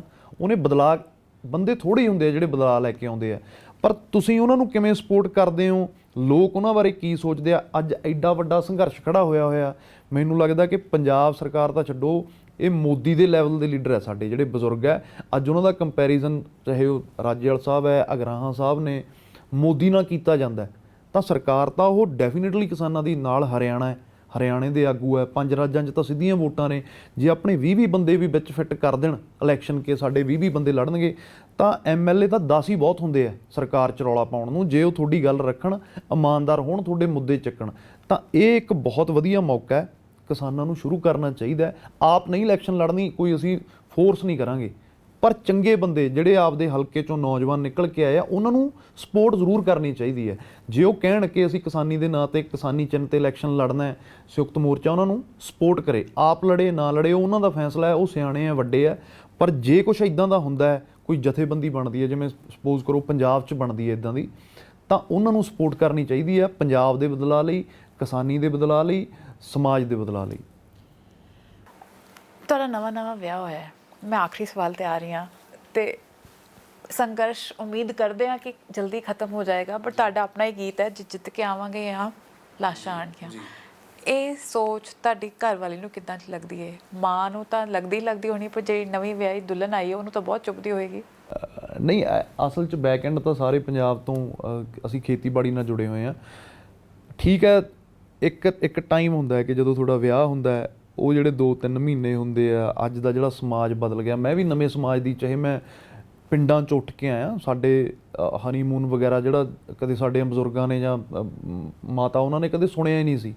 ਪਰ ਇਹ ਵੀ ਨਹੀਂ ਹੈਗਾ ਕਿ ਮੈਂ ਇਸ ਦੇ ਸਮੇਂ ਦੇ ਨਾਲ ਨਾ ਚੱਲਾਂ, ਕਿਉਂਕਿ ਜਿਹੜਾ ਅੱਗਿਓਂ ਬੰਦਾ ਆਇਆ ਉਹਦੀ ਐਜੂਕੇਸ਼ਨ ਕੀ ਹੈ, ਉਹਦਾ ਪਰਵਰਿਸ਼ ਕਿੱਦਾਂ ਦੀ ਹੈ, ਬੈਲੈਂਸ ਬਹੁਤ ਜ਼ਰੂਰੀ ਹੁੰਦਾ ਜ਼ਿੰਦਗੀ 'ਚ। ਨਹੀਂ ਜੇ ਮੈਂ ਇੱਕ ਕੱਟੜਪੰਥੀ ਬਣ ਕੇ ਰਹੂੰਗਾ ਕਿ ਨਹੀਂ ਆ ਪਿੰਡਾਂ ਦੀ ਗੱਲ ਹੀ ਕਰਨੀ ਹੈ ਪਿਛੋਕੜ ਉਹਨਾਂ ਦਾ ਵੀ ਪਿੰਡਾਂ ਦਾ, ਪਰ ਉੱਥੇ ਮੈਂ ਲੱਕੀ ਇਸ ਚੀਜ਼ 'ਚ ਰਹਿ ਗਿਆ ਕਿ ਉਹਨਾਂ ਨੇ ਉਹ ਜਿਹੜੇ ਜਜ਼ਬੇ ਨਾਲ ਮੈਂ ਲੱਗਿਆ ਹੋਇਆ ਸੀ, ਉਹਨਾਂ ਨੂੰ ਲੱਗਿਆ ਕਿ ਸਾਰਿਆਂ ਤੋਂ ਵੱਡਾ ਇਹ ਹੈ। ਮੁੱਦਾ ਤਾਂ ਵੱਡਾ ਹੈ ਹੀ ਹੈ, ਸੀਗਾ ਵਿੱਚ ਨੂੰ ਕਿ ਅਸੀਂ ਕਿਤੇ ਬਾਹਰਲੇ ਮੁਲਕ 'ਚ ਜਾ ਕੇ ਆਉਣਾ, 15-20 ਦਿਨ ਮਹੀਨਾ ਲਾ ਕੇ ਆਉਣਾ ਨਾ, ਉਹ ਟਾਈਮ ਹੁੰਦਾ। ਬਟ ਉਹਦੇ 'ਚ ਧਰਨੇ ਨਾਲੋਂ ਵੱਡੀ ਪ੍ਰੋਬਲਮ ਇਹ ਆ ਗਈ ਕਿ ਉਹ ਕੋਵਿਡ ਕਰਕੇ ਸਾਰਾ ਕੁਝ ਬੰਦ ਸੀ, ਤਾਂ ਉਹਨਾਂ ਸਮਾਂ ਜਿਹੜਾ ਨਹੀਂ ਦਿੱਤਾ ਗਿਆ। ਪਰ ਉਹਨਾਂ ਨੇ ਇਹ ਸਮਝਿਆ ਕਿ ਹਾਂ, ਇਹ ਹਰ ਇੱਕ ਮੁੱਦੇ ਤੋਂ ਵੱਡਾ ਇਹ ਮੁੱਦਾ ਹੈ ਕਿ ਸਾਡਾ ਟਾਈਮ ਇਨ ਫਿਊਚਰ 'ਚ ਜੇ ਅਸੀਂ ਇਹ ਚਲੋ ਵਾਹਿਗੁਰੂ ਮਿਹਰ ਕਰੇ ਜਿੱਤ ਕੇ ਆਈਏ ਤਾਂ ਉਦੋਂ ਬਾਅਦ 'ਚ ਇਨ ਫਿਊਚਰ 'ਚ ਕਿਤੇ ਜਾਈਏ। ਬਟ ਉਹਨਾਂ ਨੇ ਹੁਣ ਤੱਕ ਸਪੋਰਟ ਹੀ ਕੀਤੀ ਹੈ ਜੀ, ਕੋਈ ਇੱਦਾਂ ਦੀ ਕਦੇ ਗੱਲ ਨਹੀਂ। ਕਹਿੰਦੇ ਨਹੀਂ ਇੰਨਾ ਅੱਗੇ ਨਾ ਲੱਗੋ, ਬਿਕੋਜ਼ ਕਿਤੇ ਡਰ ਹੁੰਦਾ ਹੀ ਹੈ, ਜਿੱਦਾਂ ਸਿਕਿਉਰਿਟੀ ਖੜੀ ਹੁੰਦੀ ਹੈਗੀ ਹੈ ਜਦ ਬਾਰਡਰ 'ਤੇ ਜਾਈਦਾ, ਤਾਂ ਥੋੜ੍ਹਾ ਜਿਹਾ ਪਤਾ ਹੈ ਕਿ ਖਤਰਾ ਲੈ ਕੇ ਜਾ ਰਹੇ ਹਾਂ, ਸੋ ਕਦੀ ਕਿਹਾ ਨਹੀਂ ਕਿ ਨਹੀਂ ਹੁਣ ਛੱਡ ਦਿਓ। ਉਹ ਤਾਂ ਐਜ਼ ਪਰਸਨ ਵੀ ਲਾ ਲਓ ਜਾਂ ਪਰਿਵਾਰ ਨੂੰ ਵੀ ਲਾ ਲਓ, ਜਦੋਂ ਪਰਚੇ ਵਗੈਰਾ ਹੁੰਦੇ ਆ ਜਾਂ ਜਦੋਂ ਫੋਨ ਵਗੈਰਾ ਆਉਂਦੇ ਆ, ਘਰੋਂ ਵੀ ਫੋਨ ਆਉਂਦਾ ਕਿ ਆਪਦਾ ਭਾਈ ਤੁਸੀਂ ਸੰਘਰਸ਼ ਤਾਂ ਹੀ ਲੜ ਸਕੋਗੇ ਜੇ ਤੁਸੀਂ ਆਪ ਬਚ ਕੇ ਰਹੋਗੇ ਜਾਂ ਸੇਫ ਰਹੋਗੇ। ਤਾਂ ਕਿਤੇ ਨਾ ਕਿਤੇ ਜਾ ਕੇ ਇੱਕ ਡਰ ਹਰ ਇੱਕ ਪਰਿਵਾਰ 'ਚ ਹੁੰਦਾ, ਪਰ ਫਿਰ ਵੀ ਉਹਨਾਂ ਨੂੰ ਲੱਗਦਾ ਕਿ ਲੋਕ ਇੰਨਾ ਪਿਆਰ ਕਰਦੇ ਆ ਅਤੇ ਅੱਜ ਇਕੱਠੇ ਆ, ਜੇ ਅਸੀਂ ਸੱਚੇ ਹਾਂ। ਫਿਰ ਵੱਡੀ ਗੱਲ ਇਹ ਵੀ ਹੁੰਦੀ ਆ ਕਿ ਅਸੀਂ ਕੋਈ, ਮੈਂ ਆਪਦੇ ਨਿੱਜੀ ਹਿੱਤ ਲਈ ਤਾਂ ਕੁਛ ਕਰ ਨਹੀਂ ਰਿਹਾ, ਸਾਡਾ ਸਭ ਦਾ ਸਾਂਝਾ ਇਹ ਧਰਨਾ ਹੈ। ਤਾਂ ਕਿਤੇ ਨਾ ਕਿਤੇ ਉਹ ਜਾ ਕੇ ਇਹ ਚੀਜ਼ਾਂ ਪਿੱਛੇ ਛੱਡ ਕੇ ਸਪੋਰਟ ਹੀ ਕਰਦੇ ਆ, ਥੋੜਾ ਜਿਹਾ ਵਾਹਿਗੁਰੂ 'ਚ ਬਲੀਵ ਕਰਦੇ ਆ ਕਿ ਕੋਈ ਨਹੀਂ, ਅਸੀਂ ਇੱਕ ਚੰਗੀ ਚੀਜ਼ ਲਈ ਅੱਗੇ ਲੱਗੇ ਹੋਏ ਆ ਤੇ ਉਹ ਮਹਾਰਾਜ ਤੇਰੇ ਨਾਲ ਹੋਰ ਆਉਂਦੇ ਅੱਗੇ ਨੇ? ਬਹੁਤ ਵਾਰੀ ਮੈਂ ਉਹਨਾਂ ਨੂੰ ਕਿਹਾ ਕਿ ਹਨੀਮੂਨ ਤਾਂ ਸ਼ਾਇਦ ਨਾ ਜਾ ਸਕੀਏ ਪਰ ਧਰਨੇ ਤੇ ਜਾ ਸਕਦੇ ਆ। ਚਲੋ ਇਹ ਵੀ ਵੱਖਰਾ ਟਾਈਪ ਦਾ ਹਨੀਮੂਨ ਹੈ, ਟੋਲੇ ਤੇ ਰਾਤ ਬਿਤਾਨੀ ਘਾਟਾਂ ਨੂੰ ਜ਼ਰੂਰ ਉਹ ਅਸੀਂ ਜਾਂਦੇ ਆ ਤੇ ਉਹਨਾਂ ਲਈ ਮਾਹੌਲ ਖੈਰ ਇੰਨਾ ਨਵਾਂ ਹੁੰਦਾ ਹੈ, ਪਰ ਚੰਗਾ ਲੱਗਦਾ ਉਹਨਾਂ ਨੂੰ ਜਾ ਕੇ ਸੇਵਾ ਵੀ ਕਰਕੇ ਆਉਂਦੇ ਆ ਤੇ ਨਾਲ ਨਾਲ ਜਿੰਨੀ ਕੁ ਹਾਜ਼ਰੀ, ਜ਼ਿਆਦਾ ਤਾਂ ਨਹੀਂ 2 ਕੁ ਵਾਰੀ ਹੁਣ ਤੱਕ ਮੇਰੇ ਨਾਲ ਗਏ ਆ, ਪਰ ਮੈਨੂੰ ਕਹਿੰਦੇ ਰਹਿੰਦੇ ਆ ਕਿ ਆਪਾਂ ਚੱਲੀਏ ਜਲਦੀ। ਕੀ ਲੱਗਦਾ ਕਦ ਤੱਕ ਵਾਪਸੀ ਹੋਏਗੀ? ਮੈਨੂੰ ਲੱਗਦਾ ਯੂਪੀ ਇਲੈਕਸ਼ਨ ਤੋਂ ਪਹਿਲਾਂ ਹੋ ਜਾਊਗਾ ਜਿੱਥੇ ਤੱਕ ਸਿਨੈਰੀਓ ਬਣਦਾ, ਪਰ ਇਹ ਬੰਗਾਲ ਇਲੈਕਸ਼ਨ ਤੋਂ ਵੀ ਲੱਗਦਾ ਸੀ ਕਿ ਜਿੱਤ ਕੇ ਬੰਗਾਲ ਇਲੈਕਸ਼ਨ ਮਮਤਾ ਨੇ ਤਾਂ ਜਮਾਂ ਸਾਡੇ ਆ ਕੇ ਨਾਲ ਹੀ ਧਰਨੇ ਤੇ ਬਹਿ ਜਾਣਾ, ਬਟ ਫਿਰ ਉੱਥੇ ਇਹ ਹੋਇਆ ਕਿ ਸਿਆਸਤੀ ਉਹਨੇ ਇਕੱਲਾ ਸ਼ੁਕਰਾਨਾ ਹੀ ਕੀਤਾ ਸਾਡਾ, ਕੋਈ ਉਵੇਂ ਦੇ ਦਿਲ ਖੋਲ ਕੇ ਨਹੀਂ ਕੀਤਾ, ਦਿਲ ਖੋਲ ਕੇ ਨਹੀਂ ਕੀਤਾ ਨਾ, ਐਡੇ ਐਕਸ਼ਨ ਨਹੀਂ ਲਏ। ਤਾਂ ਹੁਣ ਆਸ ਹੈ ਸਾਡੀ, ਹੁਣ ਨਹੀਂ ਗਵਰਨਮੈਂਟ ਮੰਨਦੀ ਤਾਂ ਮੈਨੂੰ ਲੱਗਦਾ ਕਿ ਯੂਪੀ 'ਚ ਸਾਡੀਆਂ ਬਹੁਤ ਤਿਆਰੀਆਂ ਨੇ ਕਿ ਜਾ ਕੇ ਡਟ ਕੇ ਵਿਰੋਧ ਕਰਾਂਗੇ ਬੀਜੇਪੀ ਦਾ, ਤਾਂ ਉਦੋਂ ਪਹਿਲਾਂ ਕੁਛ ਨਾ ਕੁਛ ਆਸ ਹੈ ਕਿ ਹੋ ਜਾਊਗਾ ਜੀ। ਚਲੋ ਤੁਹਾਡੀ ਆਸ ਪੂਰੀ ਹੋਏ ਤੇ ਸਭ ਘਰ ਵਾਪਸ ਆਉਣ, ਤੇ ਅਸੀਂ ਇਸ ਵਾਰੀ ਹੋਰ ਗਾਣੇ, ਵੱਖਰੇ ਗਾਣੇ ਸੁਣੀਏ ਜਸ ਤੋਂ। ਸਾਡੇ ਜੁੜਨ ਲਈ ਬਹੁਤ ਬਹੁਤ ਮਿਹਰਬਾਨੀ, ਧੰਨਵਾਦ।